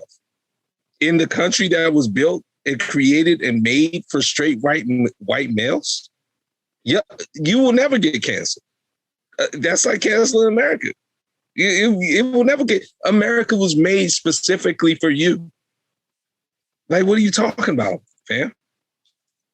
And I saw a story later on today that was like, yeah, he did that for clicks. But it's like, but why would he do that for clicks? He don't need clicks. You got the most popular podcast in history. You don't need clicks. Yeah. Joe Rogan, unless you're trying to give us clicks for talking about it, which thank you. But you know what I'm saying? Nah, I don't want to thank him. This dude got $100 million deal with Spotify last year. Absolutely. He don't need no clicks. Yeah. He don't need clicks. And his comment was specifically about straight white men. Not just white men. Straight white men were going to have to be silenced and their voices could not be heard because of woke culture. So basically you're sitting here talking about, well, my opinions ain't going to matter no more because this small percentage of people somehow have taken over the world. It's like, dude, shut the fuck up. You're thriving, not living. You're thriving in the country that was built by straight white men for straight white men. like the document, the Constitution was built. Like, yeah, we all men are created equal. Well, really, we're talking about all straight white men. Straight white men were created all straight equal. White men who own land. We're created is equal. what we're created equal. These are the people who America was built for, and you are now thriving in it. You are who they had in mind. Poor little white supremacist has to be quiet and let someone else talk. Oh, shut up. Yeah, you know, I remember the days when we could just be racist and like there were like no consequences. Now there's like a small consequence where we're being made to feel bad. You know what? We're being persecuted anyway. Bye. Goodbye. Now, on to a far more hilarious podcast story. Oh, right. Please lay this out. Since we're on podcasts. Since we're on podcasts and all that. What are our brethren out here? Our brothers and sisters in podcasting are out here tripping. So this happened last week. So before you start the story, what thing I'll say? What can you do to make me walk off set? But keep going. Sorry to interrupt. Keep going. I'm sorry. So Joe Budden, who is definitely a polarizing figure in the podcasting world, another person who got a huge deal with Spotify. Yes. In the middle of the show, he goes off on his co-hosts Rory Farrell and Mal Clay and fires them in the middle of the show. Like, I can't even tell you what they were talking about, but dude just like starts to it's like he had another personality and was just like, y'all not going to continue to treat me this way. Y'all not going to continue to treat people this way. Y'all take that fucking dark energy and take it somewhere else. Like, yo, what are you doing? So Joe Budden, his little like arc is just so interesting to me, man, because, you know, this is his second foray in the podcasting, right? Yeah, because he did what we did. He started a podcast just, you know, on his own, paid for it or whatever. Mm-hmm. And then he got so many listeners that Spotify kind of picked it up and kind of rebranded it as a Spotify podcast. Well, yeah, and then on top of that, what was the one with him and academics and all that? Yeah, it was all the same one, but then they then they, you know, it was the same, and then they just bought him out and they rebranded it. Okay. And Remy, I think State of the Culture, Remy Ma was on there. Like they switched some people around, but it was basically the same continuous journey. Mm-hmm. Yeah, and you know, Joe Budden has a history from that show where it was like he just kind of goes on a tantrum, and that's it, right? So like, even if there are problems, you know, and look, fam, as Sham and I have said before, she and I have disagreements and stuff like that. And Sham's called me a Kirk box. You guys have heard me Kirk. I'm relatively tame on the show. So imagine how difficult I am to work with, as we talked about earlier. People's eyebrow. Right. But Joe Budden is the type of dude who will like hang on to stuff and then just flip out on the show and like in the show. Mm-hmm. Like on the spot. Like like you just talked about. And he kind of did that with the other show. And when him and academics broke up too. Like it was like a big blow up. And then they kind of tried to smooth it out and then it just didn't happen. And it made me think about when we had talked about the whole thing with the Royals and all the aftermath out of that with Piers Morgan. Where it's like, yo, what gets a person to a point where they flip out on the air on their own show and either quit the show or fire people or do all that? It's like, yo, like, what are you doing, Joe Budden? Like, what are you doing? Like now, I need to go back and hit it check. I did not know about the story until you told me. They deleted it. There's got to be a lost tape. There has to be somewhere. Somebody on YouTube got it or something. It's somebody out got there. negative. Yeah, it's but it was abruptly deleted afterwards. Like I feel like he imagined these. I feel like he has voices in his head or something where he imagines these scenarios where the people closest to him, he feels like they're kind of betraying him. So he has to like lash out or whatever. Because a lot of the stuff he was saying is like really dark energy. Y'all N-words ain't done nothing for the show. Basically, like he diminishes them and then makes them feel like they're to blame for his whole attitude and the demise of the show. It's insanity. Well, like again, I remember when that show. Why can't I get the name of that show? But anyway, when they were at a hip hop award, BET Awards, and they were interviewing Migos, and he didn't like how Migos was answering his question, so he like dropped the mic and ran off and walked off the stage, walked off the set. So on some level, I definitely not on all levels. I agree with you actually on Joe Budden, like what drives him internally, but then he also has like this penchant for drama. What's like, dude, like, what are you doing? Definitely. Like, okay, does. so yeah, like you don't like what Migos said, so you literally threw the mic down on the ground and walked off. Disrespectful. Like you, quote unquote, have negative energy and all this and that from your coworkers, so you choose to be in the middle of taping and then walk off. Like, what are you doing? Like, stop. Yeah. So I don't know. Well, hey, we need to, won't need to find it, but if that lost tape is found, I will listen.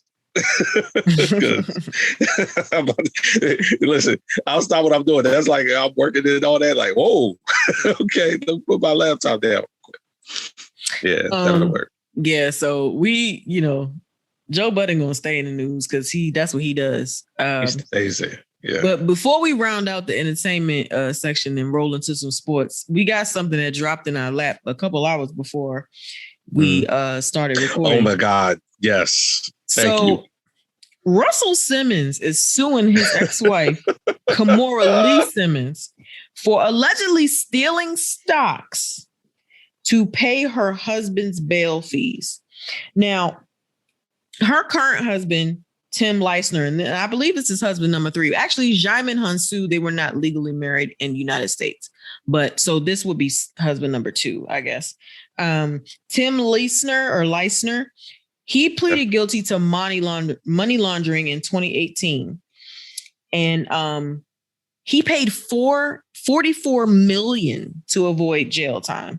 And Russell Simmons is asserting that this money came from stocks of Celsius, a company that they own 50-50. Sham, you know what I like the most about this story? It's part sophisticated, but part ratchet. It's mostly ratchet. Well, here's what I mean by that. This is like converting cryptocurrency into real dollars to hustle like a coupon for Burger King. Like, but it's an energy drink company though. It's energy drink. No. I don't mean the company. I just mean the reason why she did it. You're gonna liquidate stocks, get the cash so that you can bail your trifling ass husband out of jail. Like, you didn't have no other idea came to mind. Again, part sophisticated in the like, oh, let me get these stocks and like liquidate them and go through all the financial like rings you have to jump through, especially for large sums of money when you're trying to liquidate stocks quickly and shares quickly. There's a little bit of maneuvering you have to do for that. Fine, but you did it so that you can post bail for this dude. Like, where was your liquid cash? That's what I meant when I was like part sophisticated, part ratchet. The ultimate goal was ratchet, like you said. It is a ratchet story. And ma'am, you left a paper trail. And I would love to have been sitting around with Dre when he like caught wind of this. The fact that he sued is great. Yeah. I think Russ is mad because his half of the shares. Oh, is tied I said up. Drake. Russ. Yeah, Russ is mad because his half of the shares is tied up with the federal government with dealing with this nonsense. So he's like, "Yo, like, can I get my half out of this craziness? Like, what are you doing? Yeah, you ain't gonna get me caught up." Yeah, once they start putting microscopes on stuff, then they look at everything. Nah, get me away from this. Now, I didn't. When I saw the story, Sham, what was he in jail for? Money laundering. It was a company in Malaysia. Let me go back. Scrolling down. So you're telling me while you're looking it up that she laundered money to get him to post bail to get him out of jail?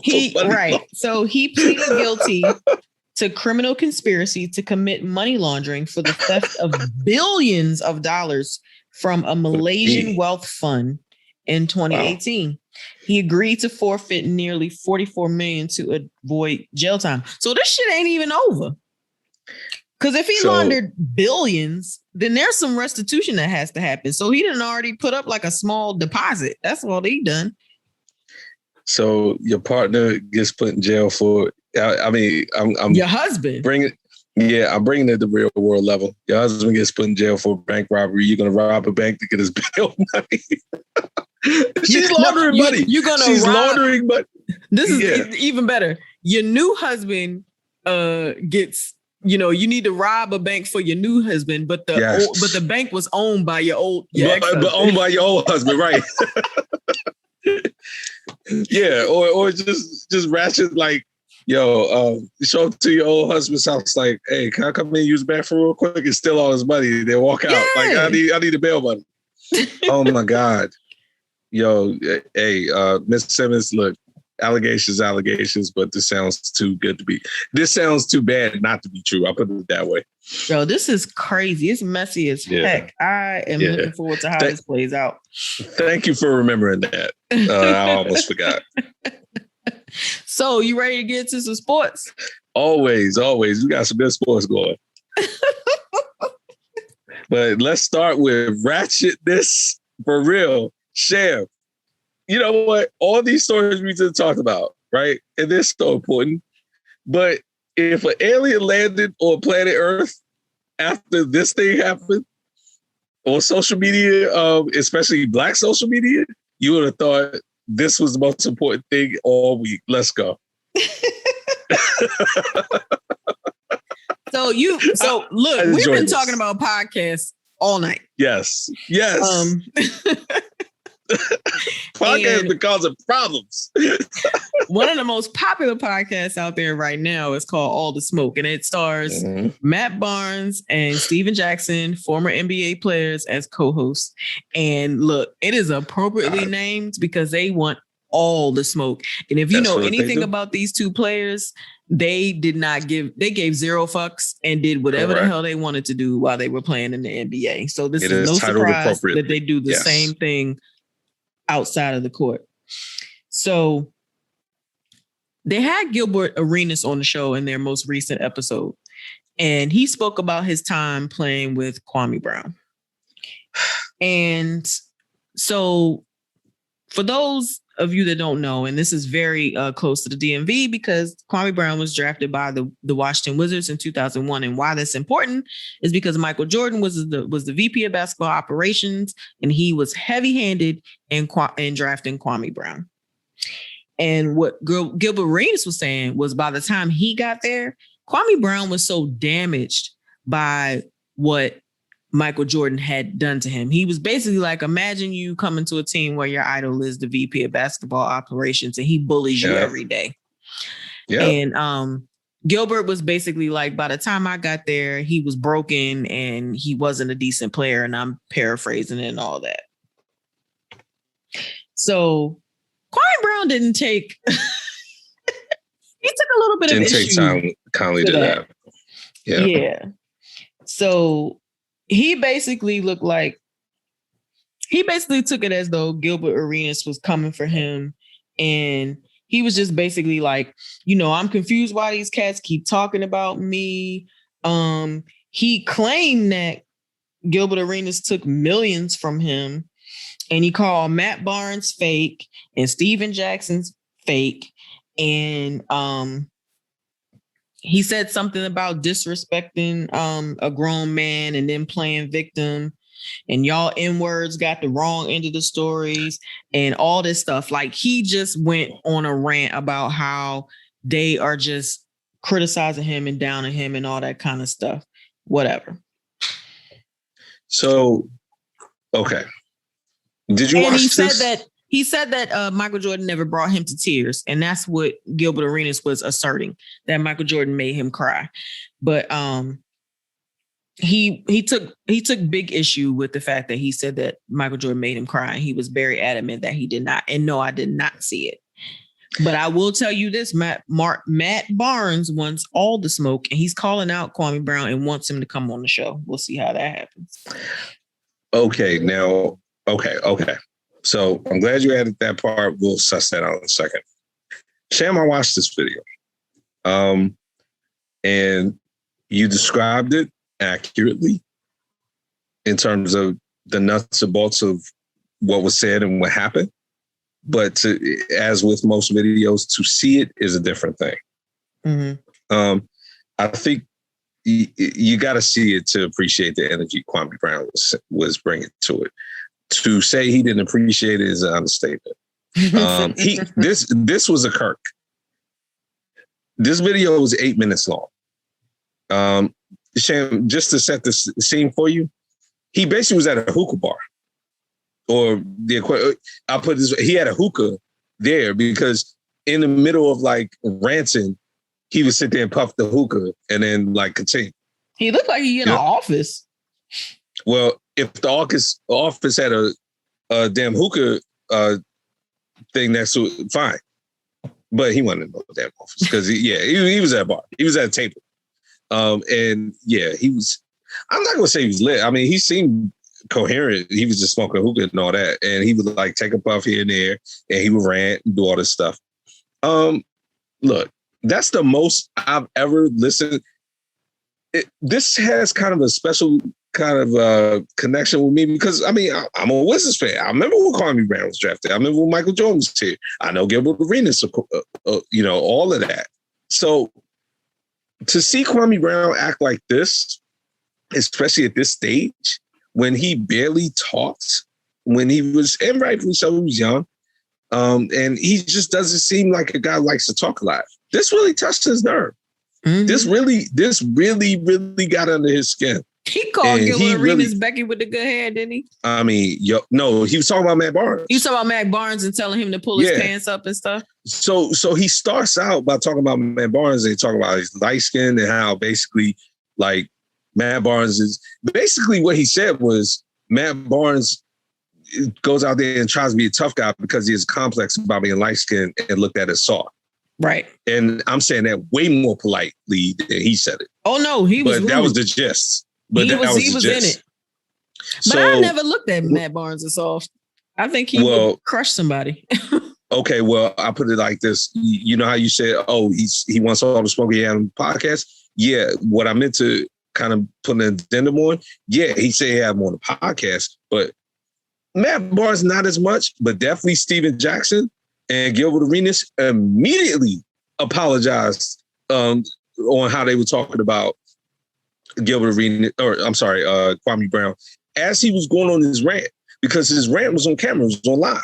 So they jumped on, and Gilbert Arenas immediately was like, look, we don't want to smoke with Kwame Brown. We remember, like, I've personally seen him knock dudes out in the club and, like, he's this tough guy and this and that. So you know what? Like, it is what it is. And then Steven Jackson, which I was surprised at because he was actually questioning Steven Jackson's, like, street cred, basically. And was like, crazy. I would never question Steven Jackson's street cred. He did. He basically was like, look, you out here pretending to be a gangster. Or he didn't say pretend, but he was like, out here trying to roll with gangsters and this and that. And like you said, he was like, why don't you stop smoking blunts, this and that? And like, if you're a gangster, whatever. Like, the kind of challenges he was leveling as Steven Jackson, I expected a different response than I got from Steven Jackson, which was like, he didn't back off of him, but he basically was like, look, man, one person with this, that. I'll put it like this: Matt Barnes saying he wants him on the show. Well, I hope so, because he, in his rant, was like, "Yeah, y'all could have had me on the show, or y'all could have had me on the podcast and talk to me like a man. You didn't. Like, you went and talked about him behind my back." Now, I'm giving all this, and I'm talking like I'm sticking up for Kwame Brown. I appreciate the fact that he got tired of people talking about him. I just don't think it's that deep to be coming. But it's not like that deep. That's because honestly, so I'm doing a loop before you say. Let me just finish this. Let me just say it like this. The way he executed this video, I was not with. Period. A lot of people was on it. Oh yeah, he's talking. Dude, like, everybody's too old for this. Period. But go ahead. I'm sorry. I just kind of felt like a lot of the things that Gilbert Arenas said was true. Like, we all saw, like, the nation saw, anybody who was a basketball fan saw that his potential was never reached because of the crippling that, we blame. Look, Michael Jordan is the GOAT. We love him. We think that he's the best ever. But when it came to that situation with Kwame Brown, we all saw that it wasn't handled properly. And Gilbert Arenas played with him. So I don't think it's not a truth when he comes out and says, this is what I observed. I think, Gilbert Arenas is a lot of things. And we talked about, some of the craziness. But I think when I hear this conversation, I think he was on to something. Like, I feel like as an observant, this is what he felt was happening. Now, whether or not Michael Jordan made him cry, look, Gilbert Arenas wasn't there then, so he can't really say whether or not he did. But the other stuff, like him being stifled and him not, playing a certain way and stuff like that, we even saw that. So that's why I kind of felt like, it wasn't that serious for him to be bringing all of that smoke toward the three of them, specifically Gilbert Arenas. I don't know. Again, watch the video. I agree with everything you said in spirit. Watch the video because he does specifically address things that Gilbert specifically said about what you're saying. So, for example, when he was talking about like him being stifled, like Gilbert brought up like specific stories, and Kwame Brown was like, "You mischaracterized that story." You know what I'm saying? And I'm saying it a lot better than he said it. But the point being, he was like, "You're lying about this story." Gilbert Arenas is a clown. Now, I'm going to say this as someone who liked him initially when he first was with the Bullets, Wizards, whatever. At that time, I think it was completely Wizards. But, when Kwame Brown is reacting to something Gilbert Arenas says, and he's upset and he's calling Gilbert Arenas a liar, based on Gilbert Arenas' history, I tend to believe Kwame Brown.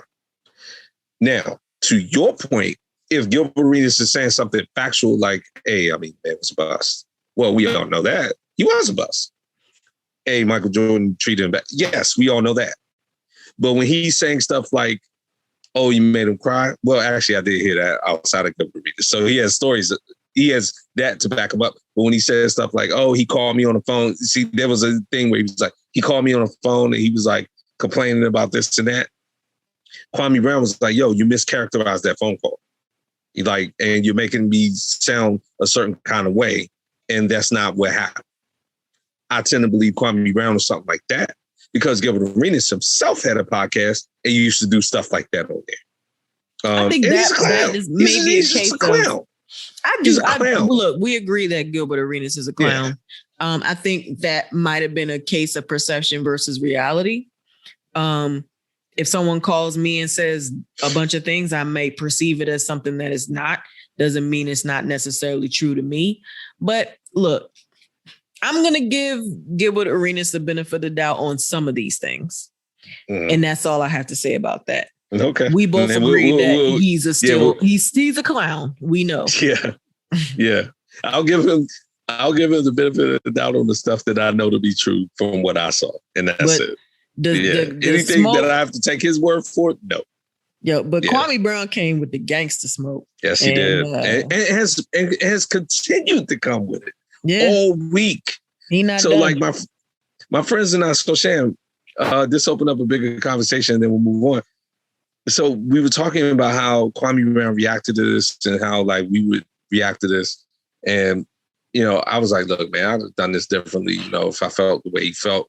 I think everyone universally was like, look, at this point, Kwame Brown came in the league basically 20 years ago. 2001. Right. And then he had his career, played in the league for 10 years. I mean, bounced around, but he was in the league for 10 years. Played with Kobe in LA for a little while. Didn't he actually get a ring over there? Maybe. Yeah, I think he was part of this team. And, one of those things like definitely did not have a good career, but had a long career. And he even referenced it. He was like, look, I got to this point. It is what it is. I'm proud to get to where I got. And I'm not busting life. That was one of the words he said, because I got where I got to. But I'm saying all this to say this. Everyone understood where Kwame Brown was coming from emotionally, in the sense of you've been disrespected for basically 2 decades. So there's going to get a breaking point. But Sham, I think where people were having a debate was, and I'll ask you, if you had people who, you knew and you were close to, who were disrespecting you or what have you, behind closed doors or even out in the open, but behind your back, essentially, like he felt that, especially Gilbert Arenas, who he played with, knew it. Didn't he play with Matt Barnes too? Yeah, I think he played with both of them. How would you handle that? Like, how would you, especially if they had a public platform, would you get on video? Would you feel the need to defend yourself publicly? Like, how would you handle that? Man, I ain't getting on no video. I'm calling them fools. Or I might even pull up. Right. Right. Like, that. Like, and I'm not saying he's not, because again, they all were like, yeah, he'll pull up. But when you do the video, you want everybody else to know how you feel about it. Right. Like, I guess he needed everybody to know. Yeah. If everybody going to see them disrespect me, if everybody going to see them disrespect me, then they're going to see my response. And they're going to see how they back down. He did accomplish that goal because 2 of them did. Point blank, period. But yeah, that's been dominating me. Why people like, I saw a couple of people, friends of ours, like, if Kwame Brown on the podcast, I'll listen to it. It's like, so no, what? You wouldn't. He rants for 2 days and all of a sudden he's silver tongue. Like, stop. No, you would not. Stop it. Yeah. Apparently he wanted to beat up Stephen A too. Now, I've smoked for Stephen A. We don't have to go into it at this exact moment. Let's talk about the NBA play. It ties into that. There's a game going on tonight. This is more relevant. Let's talk about that. Yeah, the Grizzlies are beating the Warriors right now. Yeah. Now, Sham, how did we get here? They lost to the Lakers. And the Grizzlies beat the Spurs. So the Grizzlies beat the Spurs. So Pop and all those guys out of it. DeMar DeRozan is not the answer to anybody's question. No question ever. Right. Maybe USC, but that was so long ago. Exactly. So Memphis is here now. Golden State, the more intriguing game was Golden State and the Lakers. We talked about that, the possibility last week, and then it played out. So they both played. Now, it was a seesaw game, actually. Breeze had to hit the game-winning shot. And it was, I don't want to call it a fluke, but it was kind of a fluke. I mean, it was, well beyond the 3-point line. He shot it because the shot clock was down. He got Steph Curry was guarding him, so come on. Yeah, exactly. Steph had a great game. He did what he could. You might as well had just put his hand on Steph Curry's forehead and held him and shot the ball. Yeah, let me brace myself against you real quick while I try to launch this 3. He wasn't going to stop anybody. Exactly. LeBron got poked in the eye, and a lot of people, look, getting poked in the eye is not pleasant at all. And, you're corny, good guy. A lot of people were talking like he was playing it up a little bit. Yeah. Like, did you see the memes? My uncle went on he kirks on because he feels like LeBron is a disgrace to but he feels like LeBron is the GOAT off the court. but on the court, he doesn't hold a candle. But he was the one that told me, he was like, yeah, man, he got poked in the eye and he was on the ground flailing like, but Kobe, he had a whole torn Achilles, got up, shot two free throws, and then walked off the court with no help. But this dude gets poked in the eye and laying on the ground flailing like somebody done cut off his arm. That is my paraphrasing of my uncle. And while I appreciate the energy, like getting poked in the eye is like not a game. Now, a torn Achilles is not a game either. That's worse. But we're talking about two different things. Now, that being said, it's tough for LeBron, man, because we just talked about it. We've been listening to the last couple of shows, and you especially been crushing. And I kind of crushed him even for his conduct about the play-in tournament. The play-in, yeah. But and the way he acts after a foul in general, but getting poked in the eye, it's like, yeah. But getting poked in the eye is like not the business.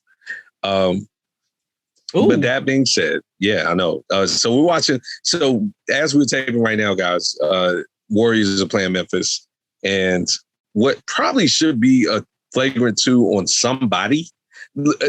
Matter of fact, Draymond is trying to save the situation because even though it's a tap, if you push somebody and they'll go for the ball, that's a flagrant 2. Yeah, that was all Draymond. The other guy was just up in the air waiting to block the shot if possible. No, but the guy pushed him first. Draymond held him to stop him from falling. He always mouthing off at somebody. Just calm down. They need to throw Draymond out every game. So this game is going down the wire. It's about 8 minutes left. Memphis is ahead by 4. We go on Golden State. I still like Golden State for this. I think even though John Morant, he been giving my Wizards problems when we played them a few times.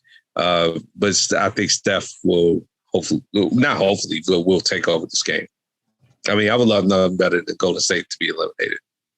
I've said this multiple times. It just baffles me how in certain situations Steph does not have the ball in his hands. Like, this is the best player on your team. Like, stop playing. So there's that. The Wizards, my Wizards, you were in the play-in. Yeah, we did, because we had a chance to get to 7th seed. We played Boston, and Tatum just went off on us and scored 50 points. We played no defense that night. Yeah, we played no defense that night, and it was up in Boston. Russ had a bad game. Brad gets a pass because his hamstring had wasn't even really fully healed. He came out there and played. So anyway, point being, then we got bounced to the game with Indiana last night. We had to win. We won. We had a great game. Yeah, y'all smashed the Pacers. Smashed them. Russ for president still. Russ for president. Did we ever talk about this? Did I ever tell you how when Jason Tatum was at Duke, the Duke fans hated him? No. They thought he was trash. They did. Really? He was trash. And he had one of those kind of like Kyrie Irving type seasons where he had missed a bunch of games. And then he like a foot injury or ankle or something like that. And he came in and he was noticeably, to me, the only player of that group that actually looked like an NBA player already. Like, he was that good. But the Duke fans, they hated him. They thought he was trash. Well, I mean, it's one of those things. If you would ask them, they probably deny it. They will deny it. They will. They will deny it. Yeah, I saw it because I'm like, oh, this kid. Again, keeping everybody honest. But with the Wiz, so we say all that. So the Wizards are in the playoffs now. So they're the AC. So after the game, Russ gets on the podium. He had a great game. It was like 18, 12, and 8 or something like that. 18, 12, and 8. Yeah. Didn't have a triple-double, but, essentially triple.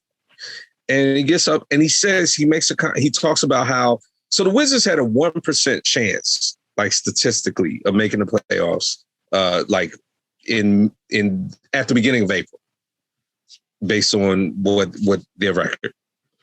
And he says after a loss, he went in the locker room and they've been playing better. And I remember even on the podcast, we were laughing about it, but I was like, yo, even though they're still losing, they're playing better. You know what I'm saying? Like eyeball test, they look better. He felt that too. He went in the locker room and said, hey, listen, we're coming together and there's no way we're not making the playoffs. Like, we will get it together and we make the playoffs. Now, look, every player says that in every locker room, every competitor. Russ is a competitor. But he cited that moment. And other people on the team cited that moment and said, no, he did rally us. Like, he did do this. So then Stephen A. Smith this morning, because the game was last night, they talked about the Wizards winning. There was a whole controversy when Russ was getting the record and all that, the triple-double record, where he was basically disrespecting Russ early, and Russ's wife stepped in. And Stephen A. had kind of a, little back and forth for her online. That was early. Today, Molly and Max and all them are like, hey, so what do you think about the Wizards and what do you think about what Russ said? And he basically goes on this rant about how, this is what they're supposed to do. He shouldn't have a parade for making the playoffs. It's like, Slim. Why don't you calm down? The man did not want a parade for making the playoffs. The question was asked to him, did you lose hope during the season? And he said no. The hate on Russ, look, we talk about Russ. I still say Russ leaves his brain at home half the time, more than half. Matter of fact, he said it. I left my brain at home in Boston. I played terrible. I was mad about how I played. But the hate that people like Stephen A. and all these people give Russ is ridiculous at this point. Now, he started off by saying, oh, he's the first ballot Hall of Famer. He's going to go. He's going to do this. And then he immediately comes with hate on his personality.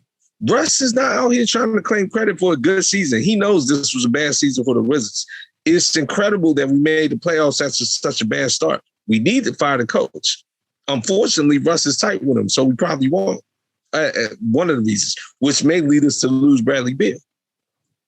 But it's like, no, man, Russ, just as bad as I club him and criticize him at times, and this is one of those times he was the leader for this team. Bradley Beal will tell you he was the leader for this team. He is the reason we made the playoffs. Bradley Beal is the reason why we are competitive, period, because he scores and he's the best overall player at the moment. But Russ is the man. He's the leader of the team. And he didn't even have to come in and force himself on it like people thought he would and alienate Bill. Bill loves it. That's why I spoke with Stephen A. Shut the hell up. That's why I don't listen to First Take anymore. Period. I was mad that Google card came in and I saw it was about the Wizards. I was like, you know what? I'm going to listen to the little clip. I got a minute into that clip and turned it off. And then somebody else texted me like, yo, what the hell was Stephen A. talking about earlier? So I knew I wasn't tripping. But yeah, that was my little sport. I got it out. That's why you have a podcast, ain't that right, Shay? Yeah. When you going to Kirk out? When you going to Kirk out on sports? Oh, no, you have. You've Kirked out a few times. Yeah, every now and then. Yeah, you do every now and then. Yeah, you do. It's funny. Yeah, speaking of sports, so that's the plan. But the plan is going to wrap up. And then what's going to happen, Sham? What? This summer. Oh, the Olympics.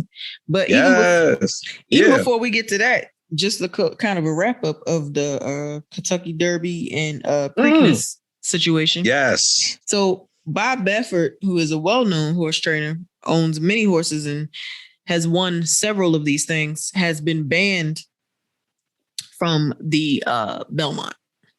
And that takes place in New York on June 5th. And so the investigation behind the testosterone that was in his horses or his horse from the Kentucky Derby, the winner, is still ongoing. And basically, it was still ongoing when they did the Preakness last weekend, but the officials in Maryland decided to let the horse run, and it didn't win. But New York is like, look, and I dived a little deeper into this because you were kind of like, well, why? Didn't they declare? No. So the officials in New York are saying, look, this is a trend. This is not the first, they're looking at the integrity of the sport and saying, look, he has a history of this kind of thing happening. The investigation is ongoing. But you know what? We've made a decision to say, look, We're not going to have any of his horses in the Belmont, and it's a temporary suspension, but that's what we feel like we need to do right now for the integrity of the sport. Okay. So you inserted a little bit of a new nugget about this trend. What came? So actually, in my opinion, that kind of strengthens where I'm coming from. So Sham and I discussed this a little bit, but we wanted to save it for the show. I am by no means siding with this man in terms of like innocence or guilt, but we're racing for the Triple Crown and millions of dollars on the table, or whatever. New York arbitrarily, okay. They cite their reasons by saying there's a cloud of suspicion over him and he has a history in this and that, but nothing's been proven. And if you're going to cite my history, I hope that history comes with a tangible, like, I don't want to say conviction, but wait. What do you mean nothing's been proven? I mean, nothing's been proven in the sense of something was willingly injected. And I'm not going to be this man's lawyer. This is exactly what we were talking about before. You just said it. Steroids were found in the horse. And even I was laughing about it last episode. But I believe the investigation is, how did it get there? Did the trainer have something to do with it? What have you? And I believe what you told me, even beyond this horse, is that everybody from this trainer, period, any umbrella from this trainer is being suspended. So by definition, the commission or whoever decided this is saying, none of your horses can be here. Right. So again, when I say nothing's been proven that this trainer had anything to do with that substance getting into that horse. That's being investigated. The Belmont allowed it. Or excuse me, I'm sorry, Preakness allowed it. Belmont doesn't have to do what Preakness does, but my point is temporarily suspend until when? Until I'm cleared? Because it should work the other way. And if you're going to cite my previous history, what do you mean my previous history? If my previous history had yielded anything concrete, then even before this, I shouldn't be in this race. It seems to me like you're eliminating a favorite or one of the favorite horses for your own purposes and using this investigation as a reason. I mean, they said that his horses have had failed drug tests in recent history, like in recent weeks. So I guess I feel like that's enough for them to be like, we don't want your horses in here because we don't know. So I interpret that differently than when you said history before. You know what I'm saying? Like if they're citing like, okay, well, I guess what I'm trying to say is either we have concrete proof or we don't. You're going to temporarily suspend me before and temporarily suspend me. Like that's great, but I'm temporarily suspended from one of the three biggest events in our sport. That'd be like somebody. They weren't gonna win it no way. That'd be like somebody temporarily suspending somebody for the AFC Championship or the Super Bowl. Okay, that's great. I'm reinstated in March. Like, you know what I'm saying? Like, you know, I mean, look, that's kind of where I'm at. I see what you're saying, but Bob Baffert has been doing this for years. I mean, so, okay, he gets reinstated for the 2022 Belmont. So what? I mean, he's been doing this. It ain't like he won't get an opportunity to do it again. I guess this year you're going to have to sit out because we don't like what's going on in your training facility. If I'm him, and I feel like they have every right to do that. I mean, they do that in boxing too. Sometimes you can't fight in Nevada, but hell, you can fight in New Jersey. You know, it's just. But the difference is they moved the fight. Yeah, because I'm moving this event.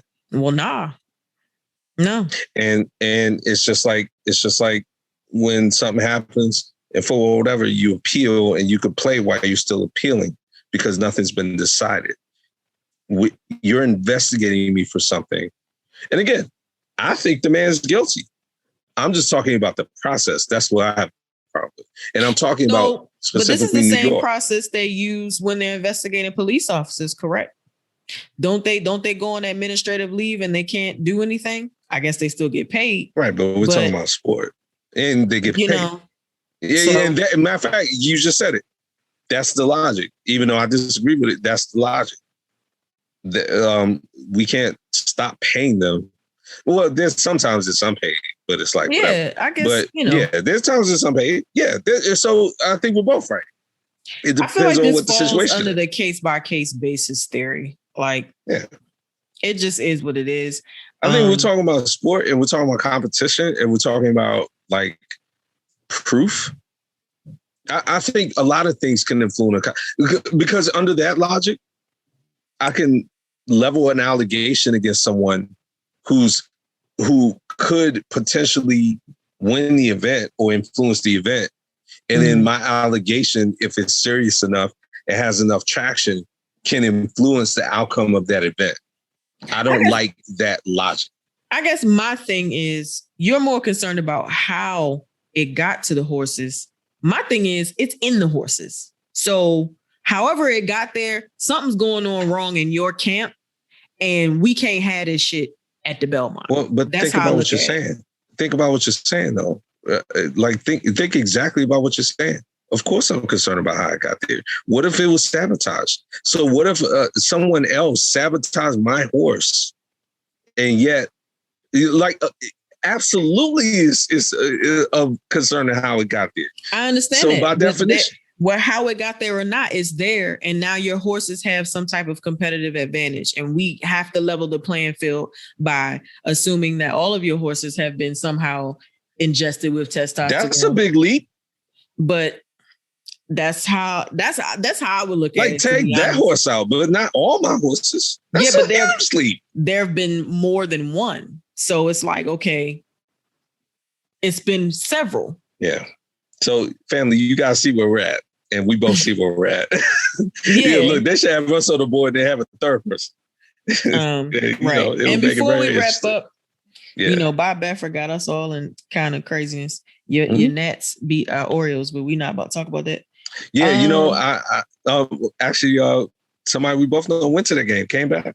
Oh, good for them. COVID. Yeah. Keep going. So before we wrap up, I just want to recognize two really big hires in sports. Duke promoted Nina King to athletic director. She's a Black woman, beautiful Black woman. And she is only the third female athletic director that they've had at Duke. She's also the third female. No, she's the first person of color to be the athletic director at Duke, male or female. Nice. She also becomes the third female athletic director in the ACC, joining Pittsburgh's Heather Lyke and Virginia's Carla Williams. She's also one of the only Black female directors of athletics among Power 5 athletic programs. Vanderbilt has Candace Story-Lee. I was about to say, that's right. And I know Candace. Yes, that you are a Vanderbilt alum. And the lady I aforementioned, Carla Williams in Virginia, is also Black. And the other important hire was that the Denver Broncos added Kelly Klein to their front office. And she is now a scouting executive officer. She's the executive director of football operations and special advisor to general manager. And she is only 30 and is believed to be the highest ranking female scouting executive ever with an NFL team. Candace, congratulations. Get your experience in there and then watch your back and then come to Vegas. Get away from John that way. Kelly Klein? Is that who you're talking about? The person from the Broncos? Yeah. Oh, okay. I'm sorry. Yeah, I said Candace. I'm sorry. That was, because we were just talking. Kelly, get your experience. Put your work in and then get out of there. What's interesting, though, she's only 30, right? But she spent the last 10 seasons in Minnesota as a manager of player personnel and a college scout. Nice. So she got in. She came essentially right out of college and immediately started scouting. She was still in college. She was 20. That's crazy. I was about to say, and then navigating that, and so incredible. Right. John Elway, if you mistreat this young woman, I will dislike you more than I already do. But no, I wish the best for her. Good for her, honestly. I'll save my John Elway jokes, but if if y'all ever wander to Vegas, that if you ever unhappy in Denver, the best way to punish them is come work for us. We'll bring you in there. Yeah, so congratulations, sir. Shout out to the Denver Broncos and the Duke Blue Devils for diversity in promoting women in male-dominated sports arenas.